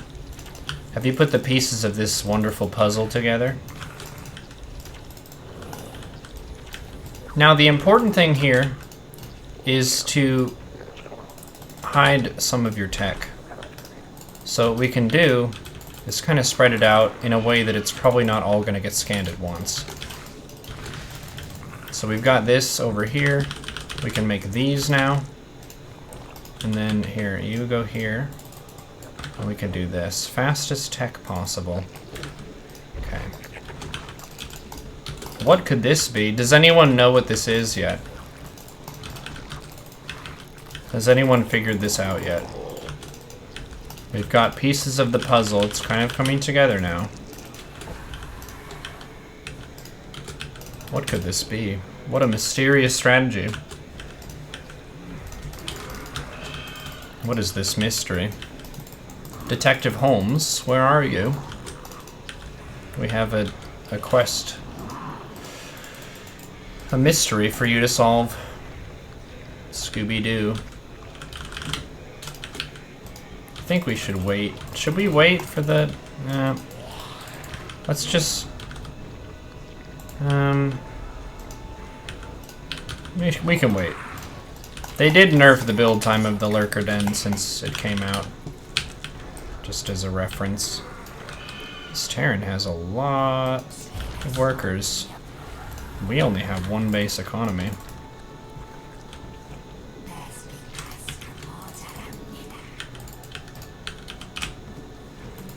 Okay, so we want to get some extra buddies with us here.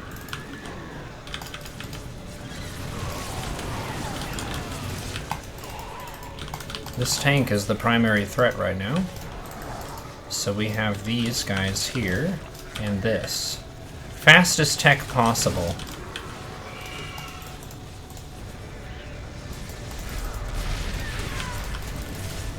How's that?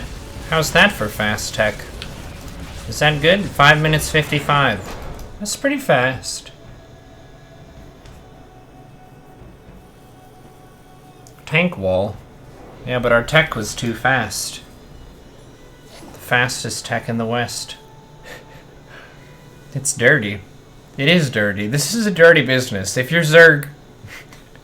if you're Zerg, you have chosen dirty. You have chosen icky, sticky, and gross. That's just...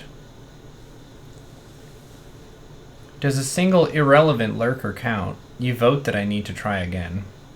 Please upload that reply. This whole Bronze to GM series is going to be on YouTube. 4 base before pool for Ultralisk economy. It's not a surprise, but it's fun as heck. How does it feel to play next level? I mean, it's not super taxing. We did get that one Masters player, which kind of surprised me, but, you know, there are some extreme smurfs. How smurfy are you prepared to smurf? That's the question. Will there be timestamps for each rank? Well, it takes a while to plow through a league, actually. So it's going to be like each video will be a couple hours, maybe an hour, 2 hours, and it should be a league or 2 leagues. It depends on how long it takes me to get through it. But yeah, it should be labeled. I'm guessing Celsius for you. You're a Masters player. You'll want to watch the like Masters to GM. Okay. Random. Let's drone scout. Drone scouting is something that is not standard at the highest level. It's not really necessary, but it's something that a lot of players like to do because it gives them some information, maybe some just comfort and security in what's happening. So let's just do a drone scout. We put the drone on a hotkey. We're sending it across the map. Doing stuff.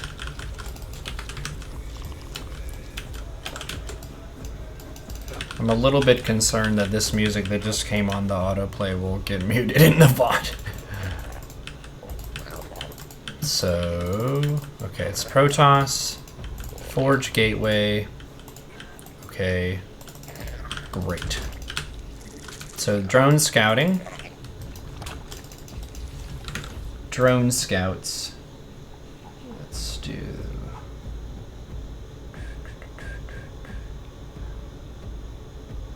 There's something that I know won't get muted. Oh.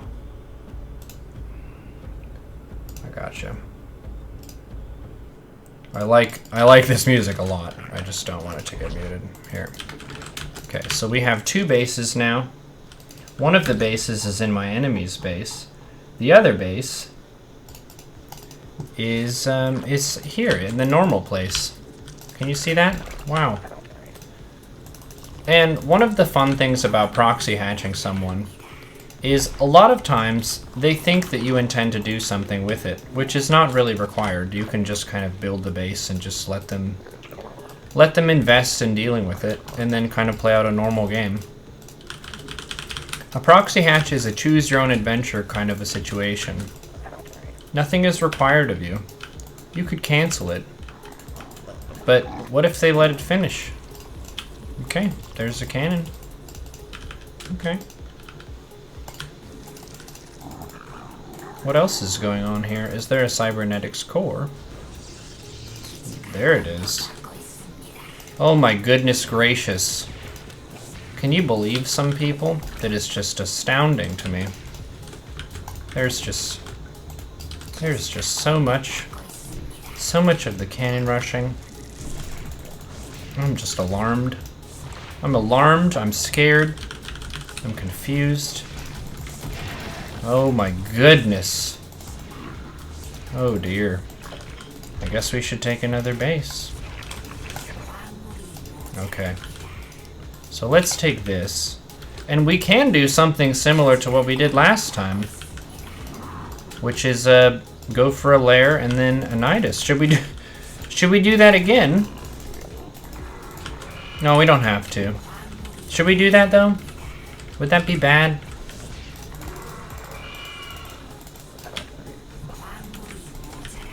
Would that be rude of me? Would that be wrong? Would that be too foul? Would that cross a line? This is a figure 8 strategy.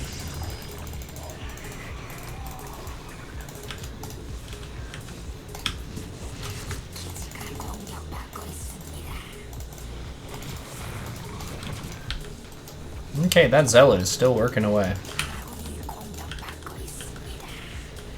And the broodlings from the hatch killed the stalker. Wonderful. This is a very important creep tumor.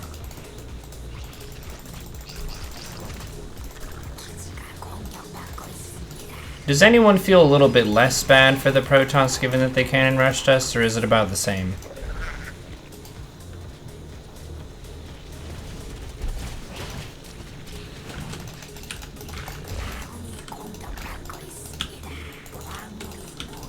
It's about the same.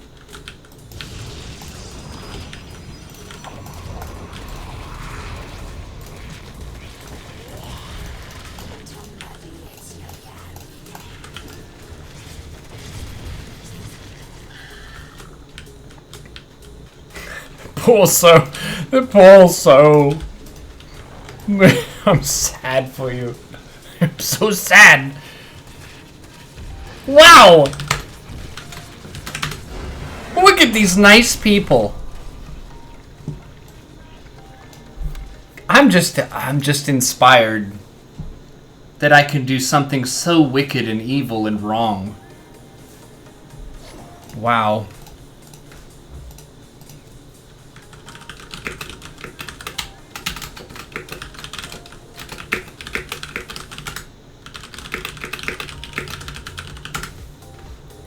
I said cheers, good luck, have fun in your games, thanks for the good attitude. Man, Silver League is just the paragon of virtue. It's just where the nice people live. That's amazing.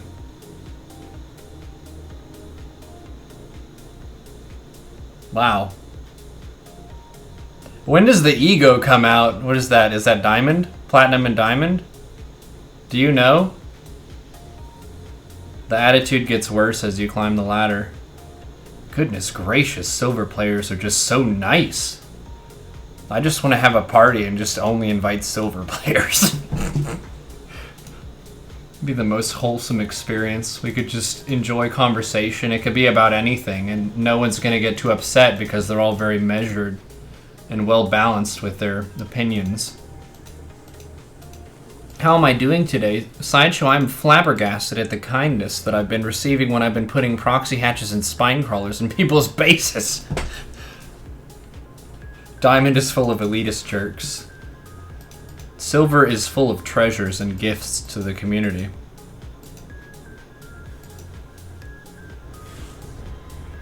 Wow.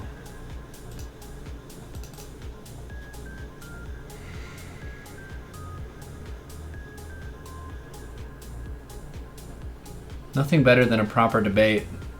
Oh my goodness, this is the person who said nice move. I feel bad beating them again. Should we give him some space and not attack? Like do a 10-minute no rush? I'm not gonna proxy hatch him again.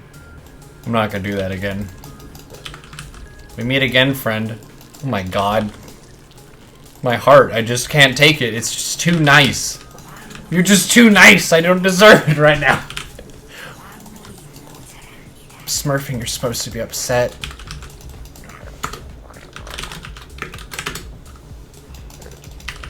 Let him win. Just leave. I can't.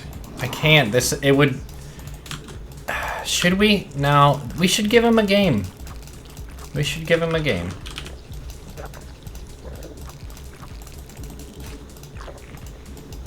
Hey, what if we said... How about this instead? What if we said... And this is up to you. You can say yes or no. What if we said, if you go to the Neuro stream, we'll gift you an honorary sub for being such an awesome person? How about that? Instead of MMRs. What do you think?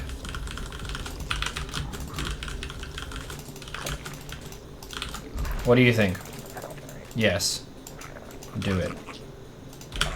Okay. Yes, yes, yes. That's a great idea. Yes. +1. Yes, yes, yes, yes, yes. Yes, yes, yes. Yes, yes, yes.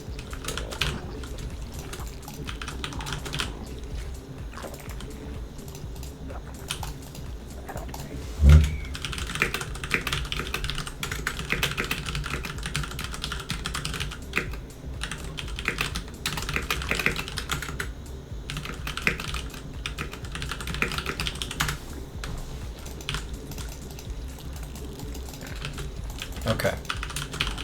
Watch them like proxy 4 barracks this game. Revenge. That would be pretty hardcore.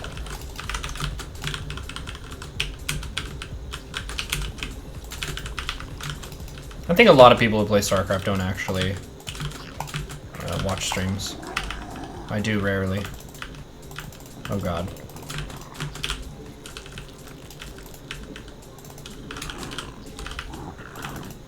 No, no.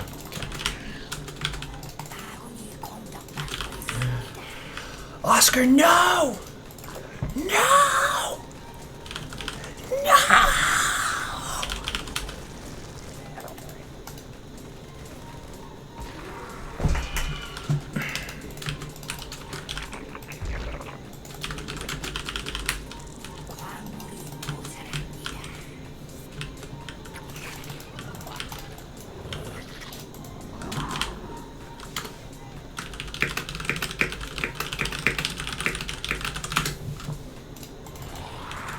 Oh my god.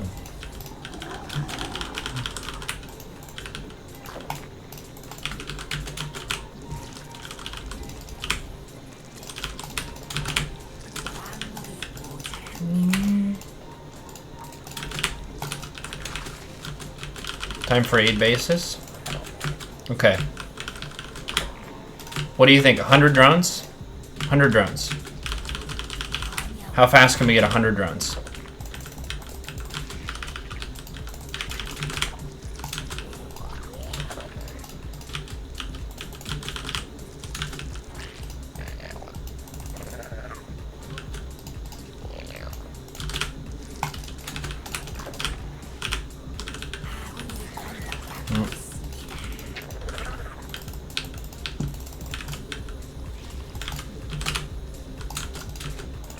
Okay.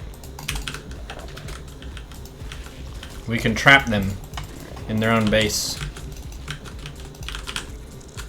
That is the plan. Because then it will take them longer to walk over to me and shoot my base before I'm trying to get 100 workers. What? I meant to only send one there.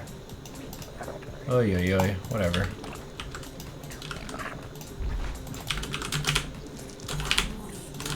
$100 drones. We're halfway. What if we set us up the bomb?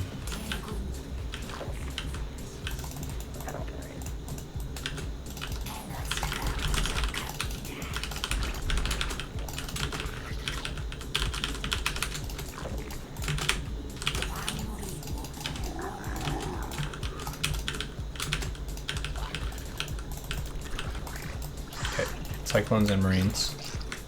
So we want to have one Ling that is on the duty of watching, and the other two will seal the gate if they try to pass through on our road to...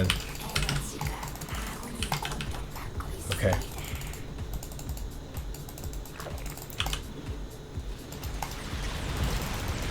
The way is shut. I don't know. Oh god, it didn't work. Okay. Okay. Crap, crap, crap. It's buying time for us. This is a pretty strong attack. We only have 63 and we have to make units.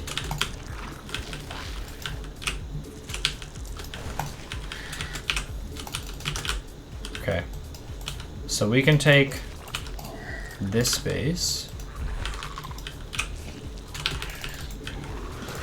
We can take out this attack.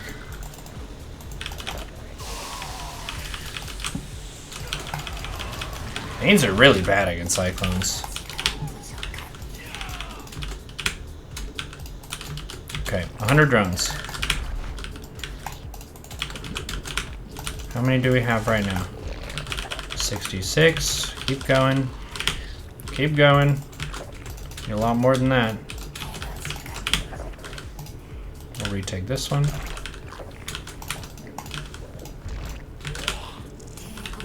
Macro hatch because we love macro and hatches.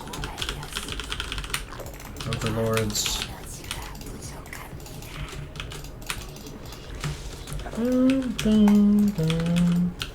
Sixth base.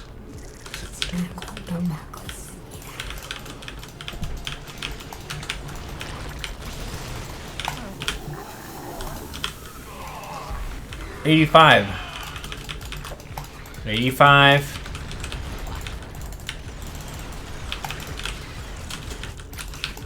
It's building. It's building. 88.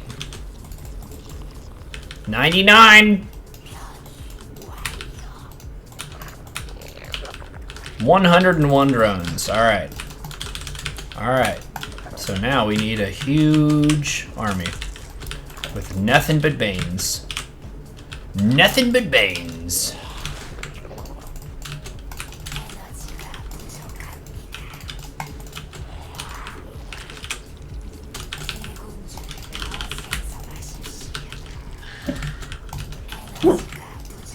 Yep. No. Shh. No, stop. That is a dog.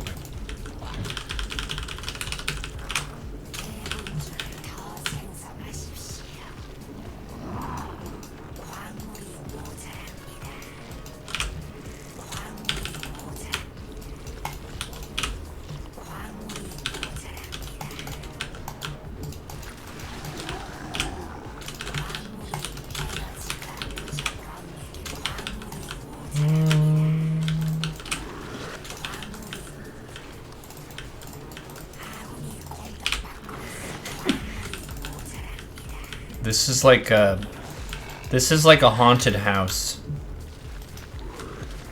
where you're just trying to walk through and it seems like everything is kind of, you know, in its proper place.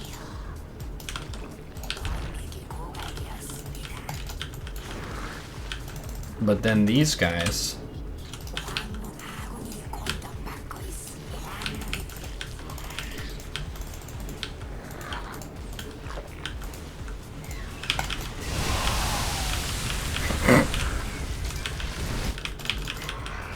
Ouch.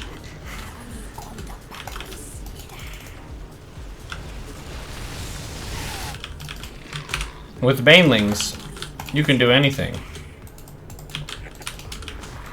Kind of.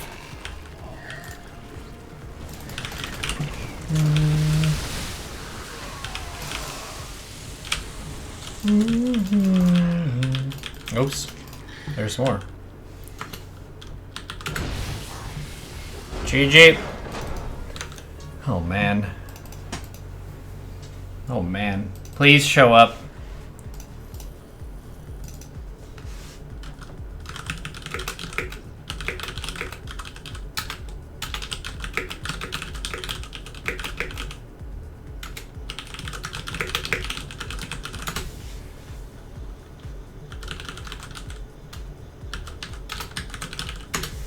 Kumbaya says, Lord Nero of the Xenobroods, blesses thy servants with your words. From the classroom podium with the absent students, what is the sacred word of the day? I knew that was gonna happen. I knew that's gonna happen. I should have hidden the... Okay. If you're actually here, you have to type... Tower Ranger, thank you for the 2 months in a row. Oh, man. Maybe ask his Twitch username. God, you're a genius. I'm too tired for this. This is 10 hours in. EU or NA? My name's Brian. Hello, Brian.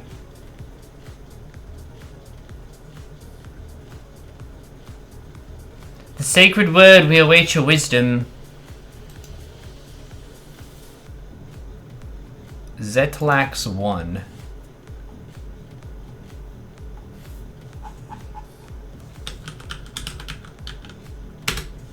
That's it. My name's Jeff. And I love words. Sorry, the sacred word of the day is... nuance. Nuance. Yo, can someone hook up Zetlax 1? Kamachi got him. There you go. Ragnarokette just says, heck it, a sub to someone. Hey, it's me, Zetlax 1. No, it's not nuance, it's nuance. Nuance. That's not how you gift. I tried my best. Thank you for the attempt. Yo, Jakaji, aka Zetlax1, I appreciate your positivity. I did some very nasty cheeses, and you were still very nice. You didn't have to be. Makes me want to cry. I'm just so emotional. That someone can be so forgiving for that foul thing I did. It's me, Zetlax1. The nicest person on the ladder.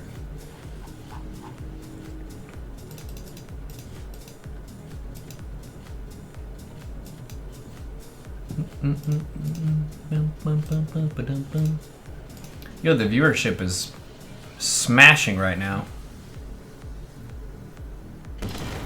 Appreciate people hanging out.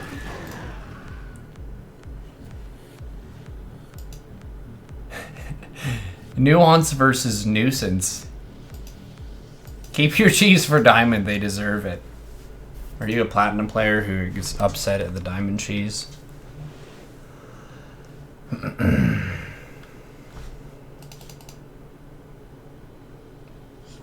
You're just thrilled to be alive. Smashing streams get smashing viewerships. You're gonna make me blush, that's very nice. He may be silver, but he's a grand manner. Yeah, GM is grand mannered. Okay. You see? You see? You hate diamond cheese so much. Any tips on how to be better at Terran? So, I thought their play was pretty good. I think taking the third base while you do your timing would be a good step.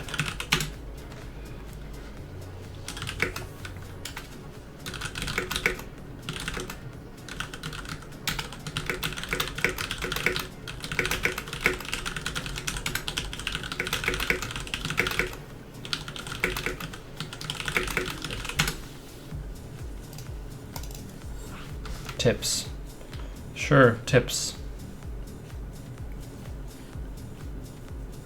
Hey, it's me. Follow a viable build order.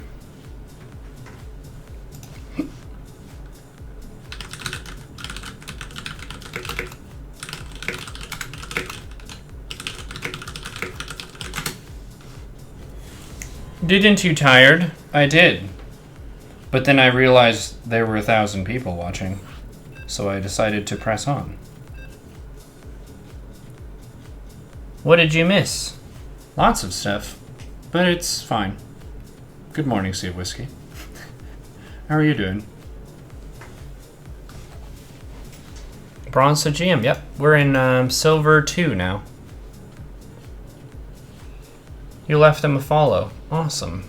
We just met one of the nicest people. They were just so nice, and I proxy hatched twice. No, I proxy hatched, and I one base Lurkernitis, and I just felt so bad, and they were like, nice move.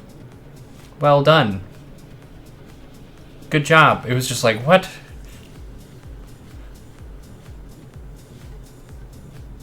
Hard for low-level players to adjust on no build order. You want a viable build order. What do you mean?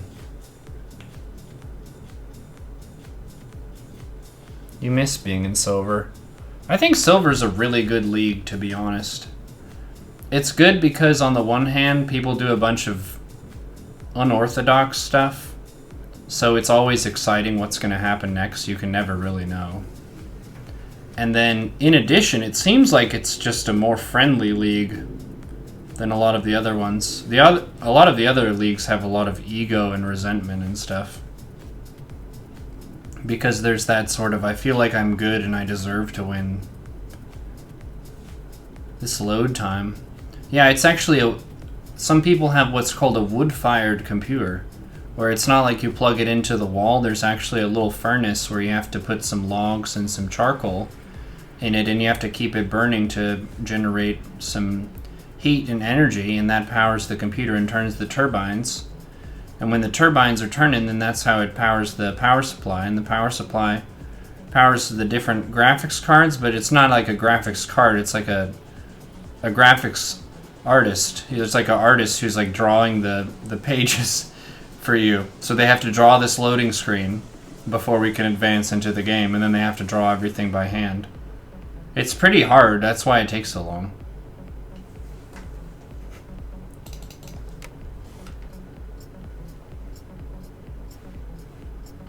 Wood-fired computer. Put a pot of coffee to brew on the computer while it runs. That sounds amazing. Hamster-powered? The artist is wood-powered. No, you have to feed the artist. You have to feed them food, and you should probably pay them a fair wage. You started playing 3 months ago. You got plat without following any build. I would like to give you a very broad-based and enthusiastic congratulations. I have to throw more coal into my computer. How many games does it take to get GM? Are you talking about for someone who is already GM, just leveling an account to GM like I am? Or are you talking about someone who's new to the game who's trying to get GM? If we could fuel the planet with ego, we wouldn't have any problem with energy. Oh my goodness. That's too true. It's good for the artist's exposure. Oh my goodness, that excuse. We're not going to pay you, but think of the exposure you're going to get. You could have just ended the sentence with, we're not going to pay you, and I would have felt the same way.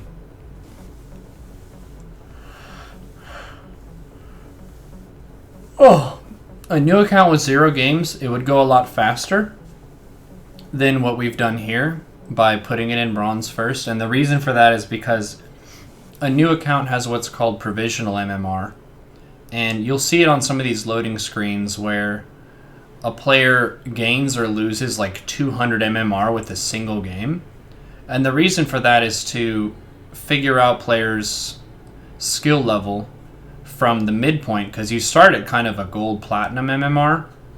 And if you're truly bronze, then you'll lose basically all of your placements. But you'll get kind of close to Bronze League.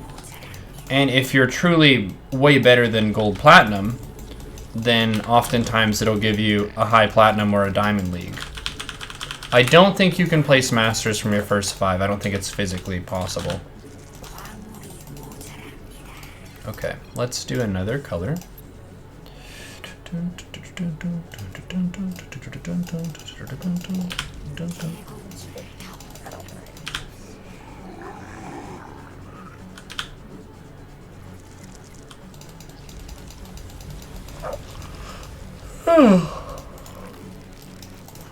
Okay, we've got Protoss. Excellent. Let's have a nice, friendly Zerg versus Protoss game. Do we have a challenge this time? Any fun challenges? Grebe! The best color. What challenges do we have this time? Lurker drops. I make you tired. I am sorry.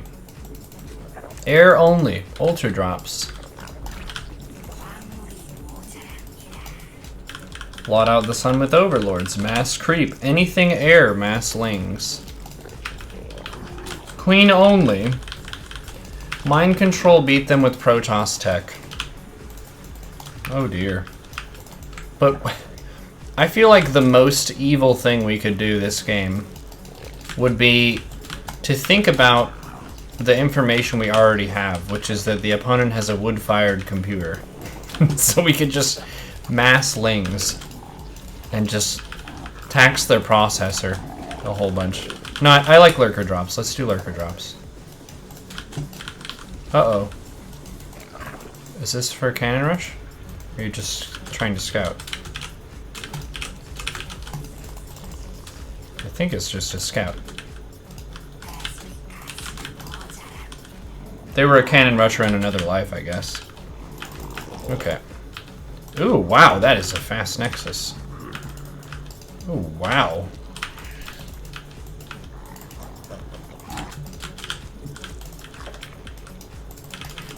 That's very fast. And a zealot. Wow. Okay. Okay, nexus first, 2 gateway. Cool. So lurker drops are very expensive. We need a lot of money. It's like the first step, so. Hatches, larva, drones. Super late cybercore.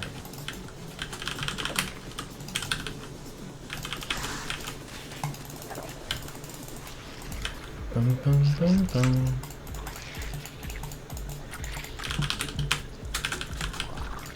Boom, boom, boom, boom, boom, boom. So think about StarCraft like cooking. You have a recipe. Lurker drop. What is the recipe for a lurker drop? I would say the first step is having a lair, because a lair unlocks the Hydra Den. So let's get a lair, and let's get drones. Another thing is we probably want at least like 50 workers, give or take. A lot of gas. Okay. So we have our 3 bases. This queen can go over there. Gas. Gas. Let's just put an overlord out here for vision.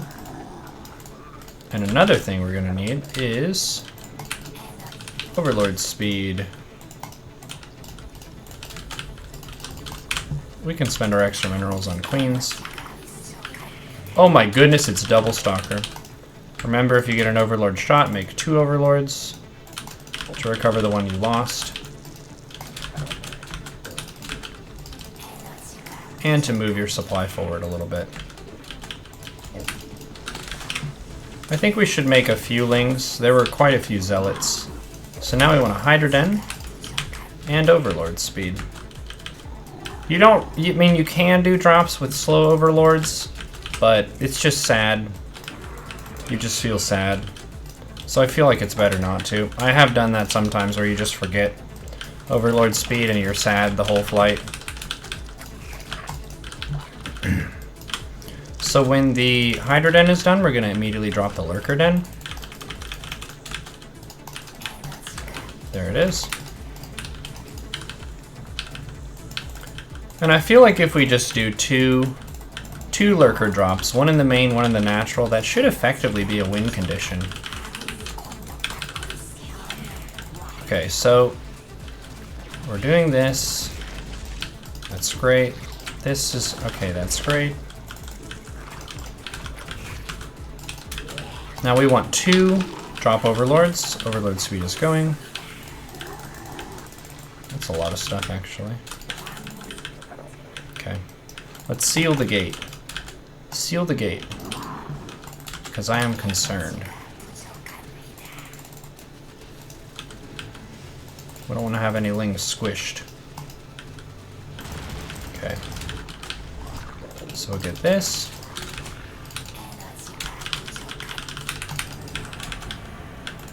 Okay.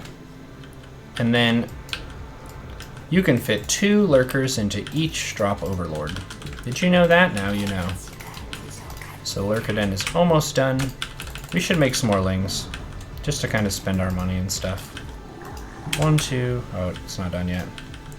Lurker Den takes forever. Forever!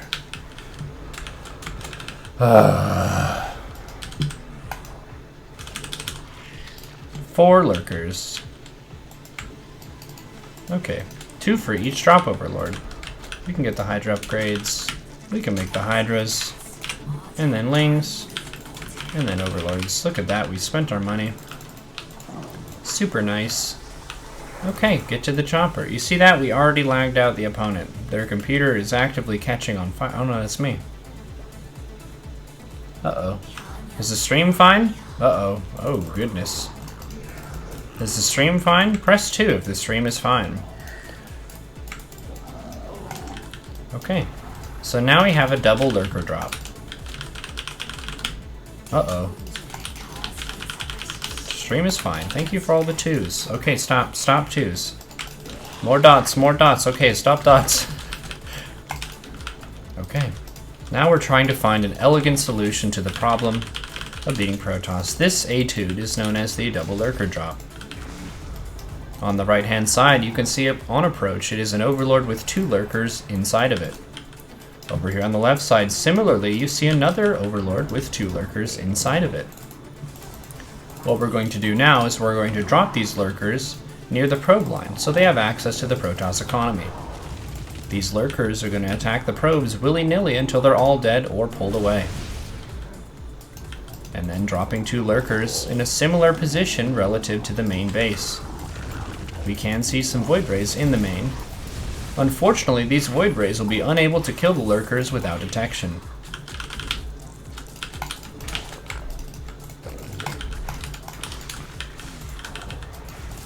My name is Captain Neuro, and we hope you're having a safe and pleasant flight.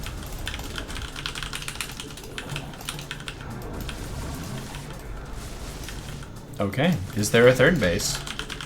That is the question. There is an army.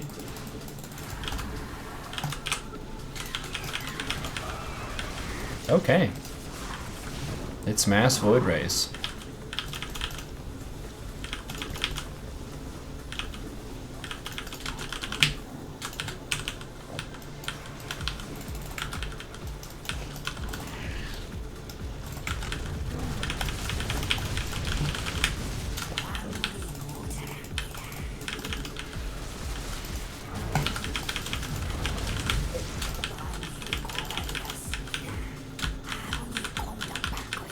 The music is loud, you can't hear the lecture?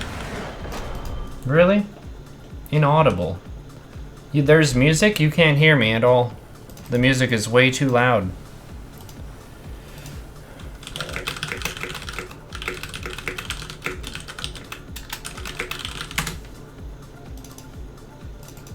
You can't hear the music at all. Oh my goodness, can you hear it now? The audio is fine. What a well-placed base, thank you.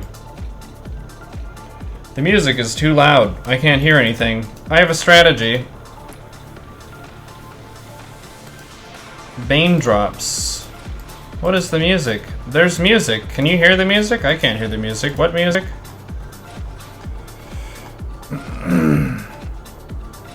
Casting Phantom mode with viewers was so fun. It was. I also enjoyed the Phantom mode that we played when Pig, Livy, Vibe, and Tempo all brutally murdered me in the corner when I was not the Phantom. That was great.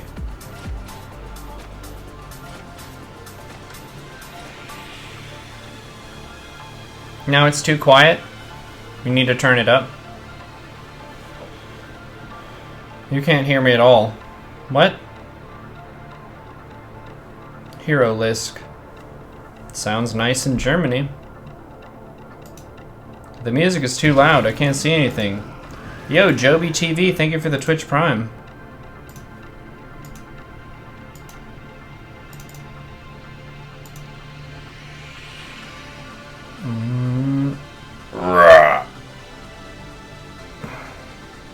The audio is fine, the chat is just trolls. In Austria, it sounds nice as well. You can't use your sixth sense. Zetlex is here. Cool. Welcome. A beer mosquito, what? Do they have beer?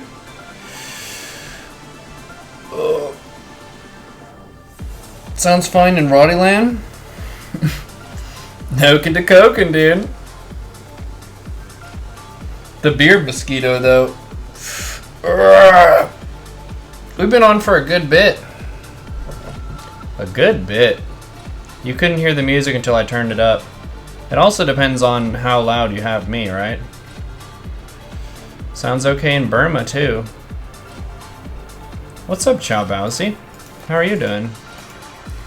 When did you start growing your hair? A while ago. It took about 4 years to grow to this length. Sounds fine now. Can you try and win a game as fast as you can? Sure.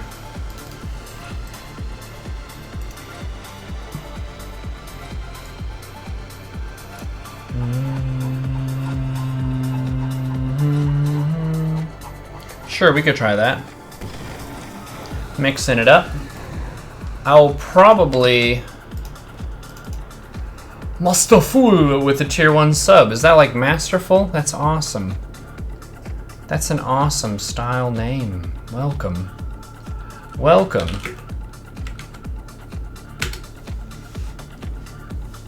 Proxy Hatch Spinecrawler win. Well, they were saying the fastest win you can possibly get.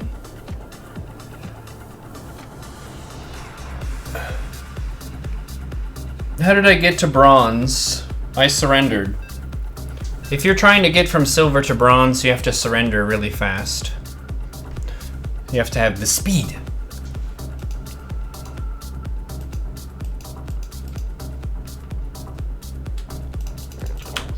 How do you counter Drone Rush? I don't know. Win a game as fast as you can. As fast as you can. How fast? How fast can you win?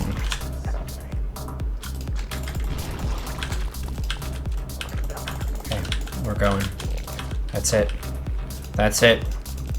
That's it. This is it. That's all we got. 16 happy buddies on a journey.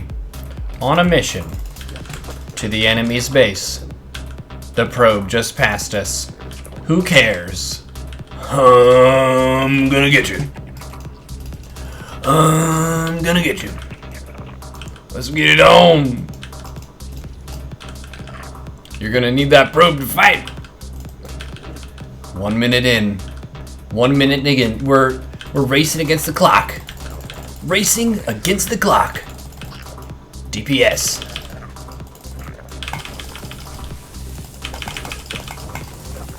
DPS, do we have enough? Does the Protoss have enough? Who has enough? And the probes are dead. 1 minute 31 seconds. We did lose a little bit, so we can create a drone to establish an economy.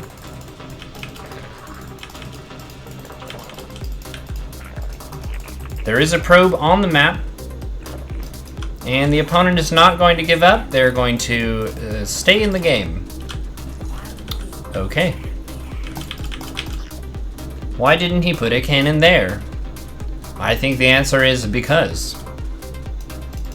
We have one drone hard at work. Double down. That's a fun... Wow!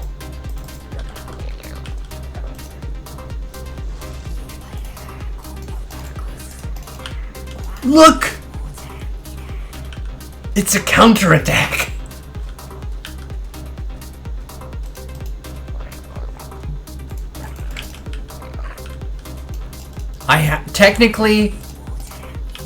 Technically, I have to beat that to win. This just got very interesting. This is now an interesting game. It was not interesting before, but now it is. I was not expecting this to happen. I have to try hard now. This is super serious. Because I need to be able to kill that photon cannon, right? Everything depends on that. And it killing that with drones in the corner is gonna be tough. This is gonna be tough. All right. It wasn't as tough as I thought, but it was pretty tough. You know? Wow.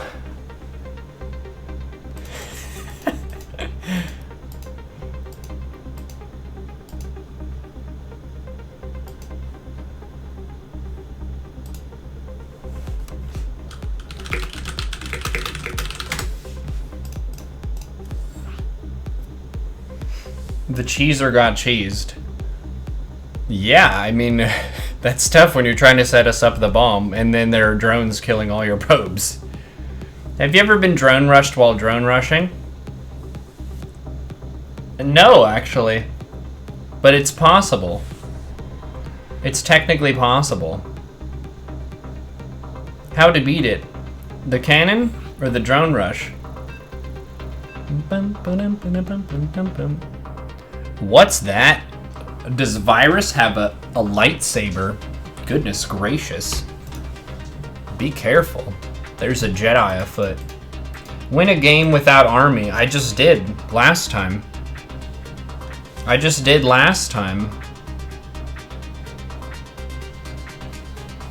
Gifted sub ended someone spam emotes. 10 hours uptime, dude. At what hour did you start?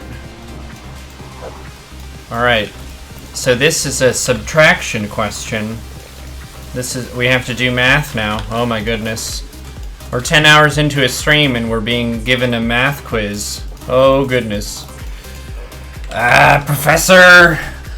I'm too tired for this quiz. Ugh. Crap.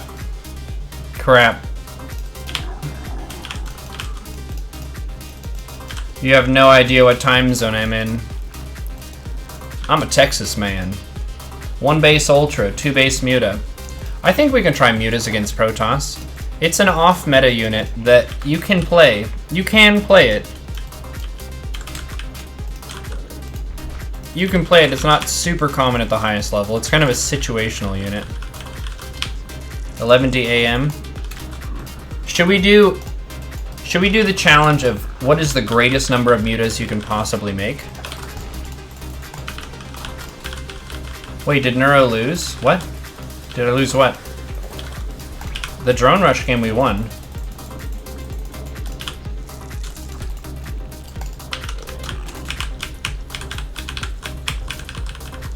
My time zone is Texas. I don't know that UTC crap. What in the hell? Why would I know that? Batsushita. Thank you for the tier 1 sub. Why in the hell would I need to know what the time zone is? Doesn't the Earth revolve around Texas? Does it not? No one told me that. Neuro, I'm almost your LO. Hello. I did not lose. Human crop circle, how's it going? I'm gonna change this options. Let me change this. I'm gonna change this and change it. Whoop. There we go, got him. Alright, Protoss game. We got a gateway cybercore build. Let's get a lane speed. And then like we said, like we learned, it is all about pasting a huge pelican in the chat, isn't it? That's what it's about. Start to finish, beginning to end, it's about pasting a huge... No, that wasn't a... What was that? Is a toucan? What is that supposed to mean? K-Kona. Can I get a K-Kona? So I can feel at home. All the internet people are nerds. I need a K-Kona just so I'm grounded. Just so I can stay grounded, keep my bearings. Alright, we're making drones.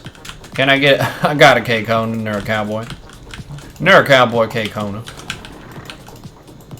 Just a hometown hospitality sub and stream here.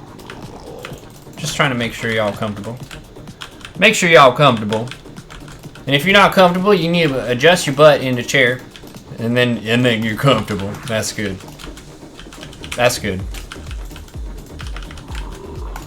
And if you're still not comfortable, well, you should get just a huge amount of pillows. Just pillows everywhere.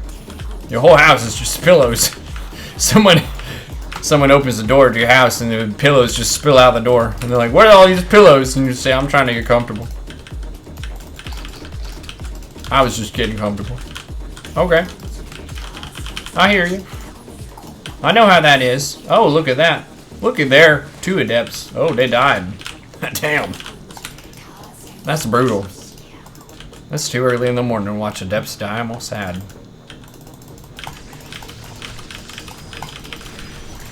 Oh my goodness. That is some defense. Defense. It's like I'm listening to Matthew McConaughey. Matthew McConaughey, Interstellar, going out into space, being all inspirational. Matthew McConaughey in Wolf on Wall Street, beating his chest in the restaurant, being a weirdo. Matthew McConaughey, a Texas man with a Texas plan. Alright. Is it dangerous for me to drone up this much? Yes, it is. High risk, high reward. Dank memes. Fill the thing, take yep, that, and then that. Okay. That's what I'm talking about. Now that's a build. I've seen some builds. Now that is a build.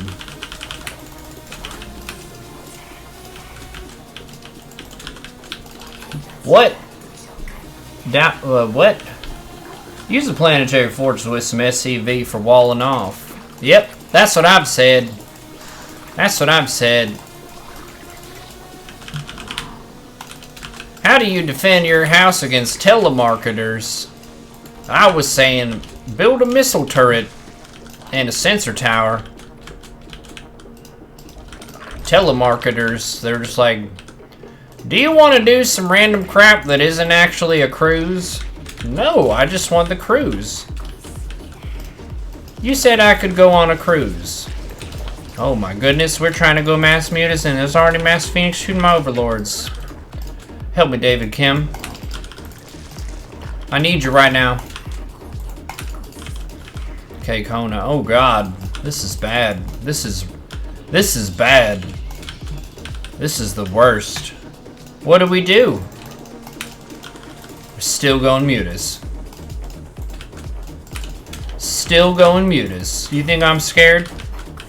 You think I'm scared of 2 phoenixes? Hell no. I'm the boss. Hell, I'll show you. I'll show you mutas beat phoenixes 8 days of the week. Look at this. I'm not even bothered. You can phoenix my overlord as much as you want, because my drones are happy. And as long as my drones are happy, I'm happy. If my drones are upset, well, I will fight you. What? As someone from South America, I had preconceptions about Texas, but after working with Austin people, I was delighted to be wrong. What preconceptions did you have? Because we do have very big trucks. No doubts there. Some stereotypes are true. Dang, those are some heckin' big trucks, aren't they? Yep, they are. There's nothing you can do about it. That's how we express ourselves. Look at this. Did they see my spire? I don't know. So this is called the Batman build. Because the enemy only has 2 base economy. But I've got 81 drones economy. And I have a spire. I'm gonna go and muse anyway. Heck it. Okay, gather up, everyone.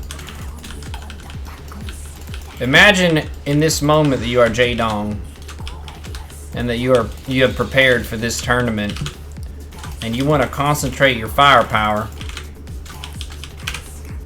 Concentrate your firepower, everyone gather up. 30 mutas. 30 mutas. 31 mutas. 32 mutas. Dance to the music. Oh my goodness, it's stalkers, those counter mutas. Are we just dead? Oh man, I saw this in the guide. Stalkers beat mutas. I guess we should try anyway. Let's send them in. See what happens. I'm sending them in.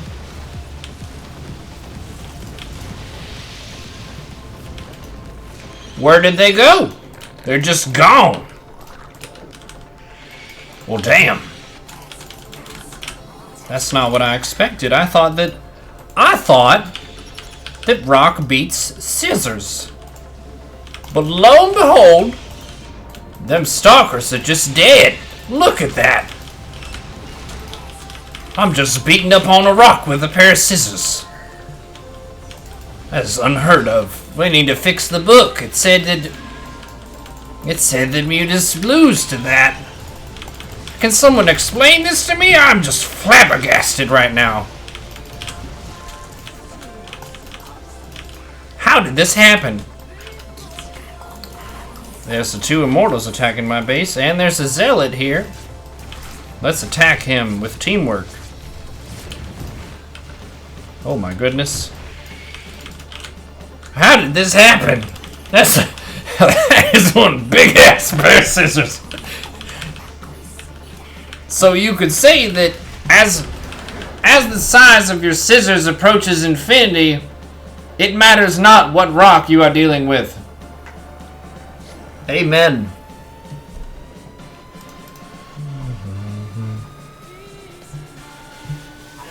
Yep, that's a Texas style. I'm from Oklahoma and we got some big trucks as well, brother. Amen, Moody. I can respect that. Our northern neighbors, Oklahoma. I've been to Oklahoma. Good to have you here. Yeah, yep. That was it. Mutas beat stalkers. Period.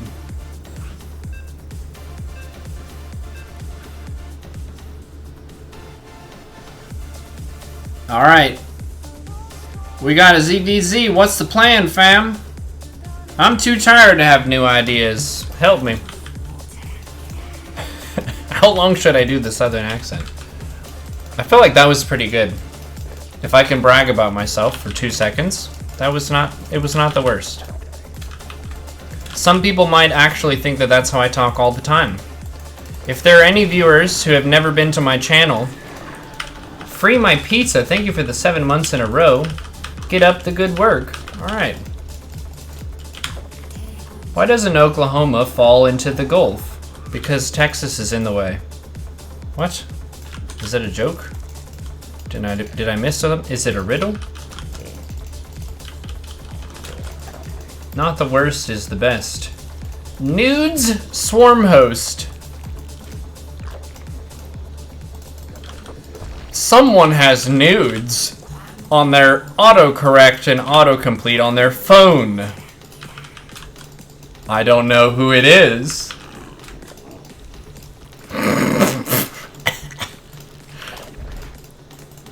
What's up, Yarders? How are you doing, my friend? It's not awkward.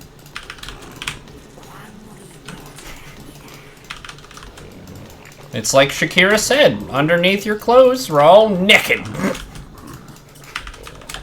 Have you tried mass infestor drops? No? Before he texts his girlfriend, send Nidus. Okay, it's a ZVZ.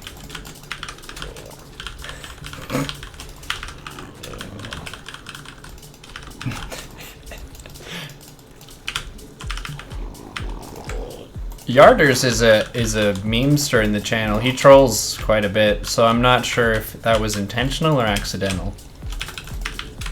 And it doesn't really matter, does it? Because the effect is the same. Okay. You want infestors, we'll do something with infestors. Infestors are not really a part of ZVZ. They used to be. Queen max out. No, that's bad.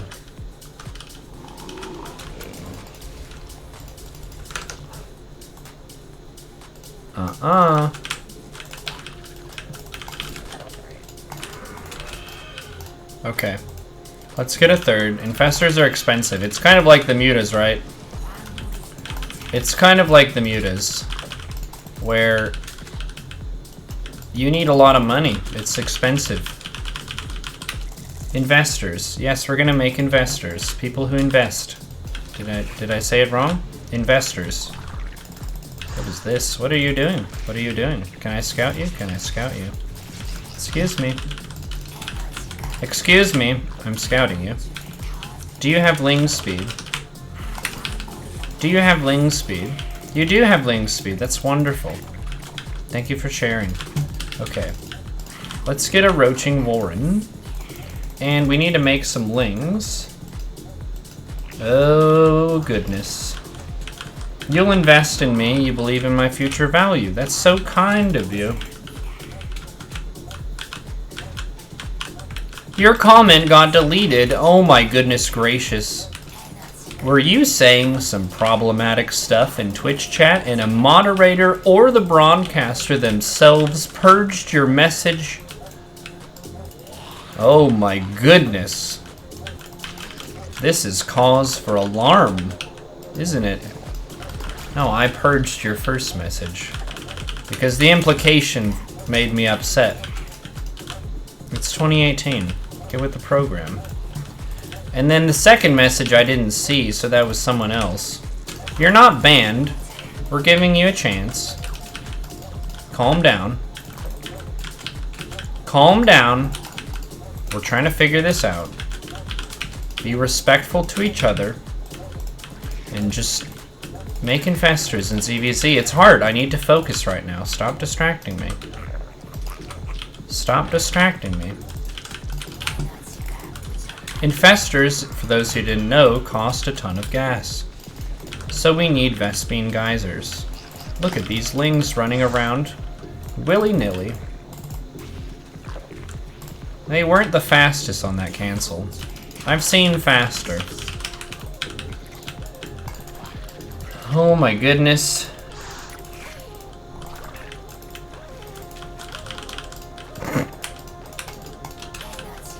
And then Mathman swoops in being a silly goose. Swoops in.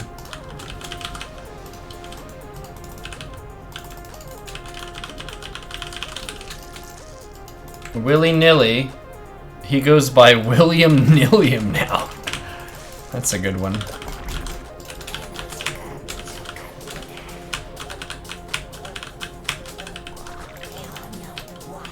Do you know what's in your 401,000?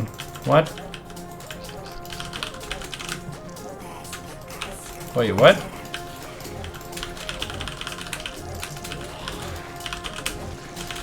Wait, what?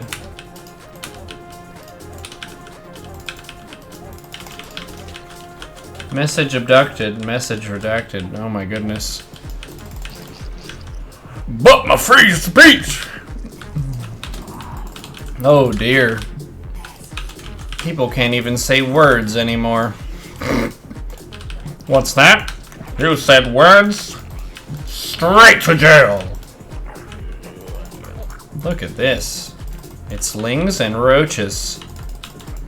It's lings and roaches. Do you want infestor drops? Is that what you're after? But it's the roaches.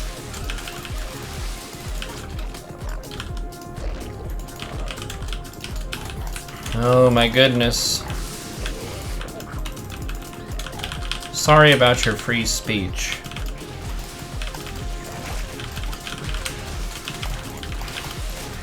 Oh my goodness, I'm scared. Help me, chat. Uh-oh. Uh-oh. Uh-oh. Uh-oh. Oh no. The investors. Okay. Here. This, you go this. Okay, you go to this, and then you go over this. Okay. And then you go to this, but then you go over to this, and then this does this, and that, and those, and then, okay, great. Perfect. Get to the chopper. It's a simple job. It's a simple task before you. To get to the chopper. Do not pass the chopper. Well, I mean, you could pass by the chopper. Oh no. Oh no. No. It died. I'm sad. I'm invisible. Did you see that? I turned invisible. Okay, we need to wait until we have... Okay, we have 2 fungals here.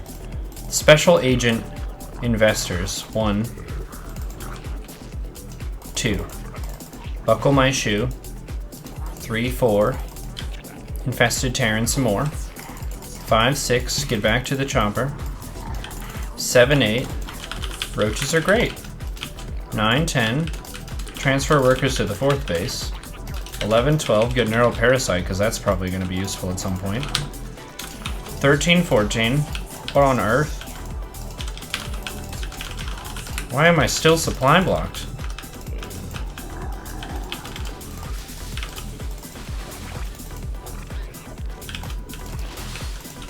Huh?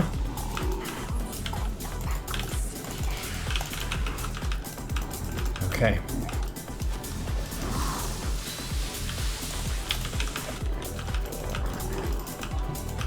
They're anticipating our moves. But this is the Overlord, the chosen one. The one to deliver them. Oh no! No! They're invisible.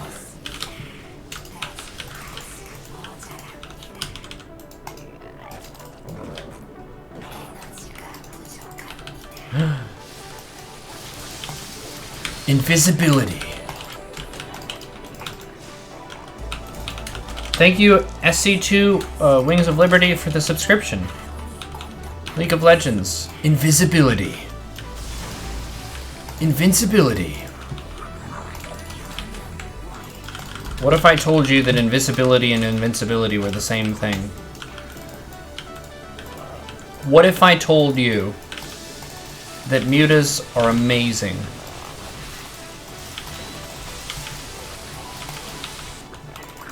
We have more investors. But the mutas... This is a pretty good player, now that I think of it. Are they silver? This is good. They're good. But we can throw the investments at them. Because we invested. Do you see that? If you invested, then you can make investments. Here, you go over here. You do this. 2 basketballs. Uh-oh. Uh-oh. Oh no. That's not the best.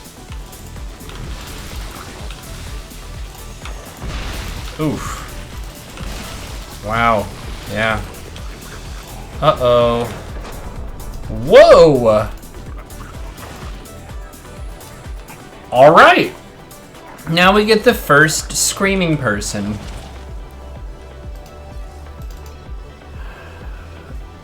Okay. I think it's about time. It's about time we had someone get very upset. Okay. Alright, well, it's a new account for someone. It seems that they were upset. What a nice guy. 261 APM, not bad for silver. Indeed, that was pretty good. So where are we now? What is this? Where are we now? Can we see our MMR thing on here? No, we can't. Crap. Okay, so it's almost silver 1. It does take quite a bit of time. Quite a bit of time to level up an account.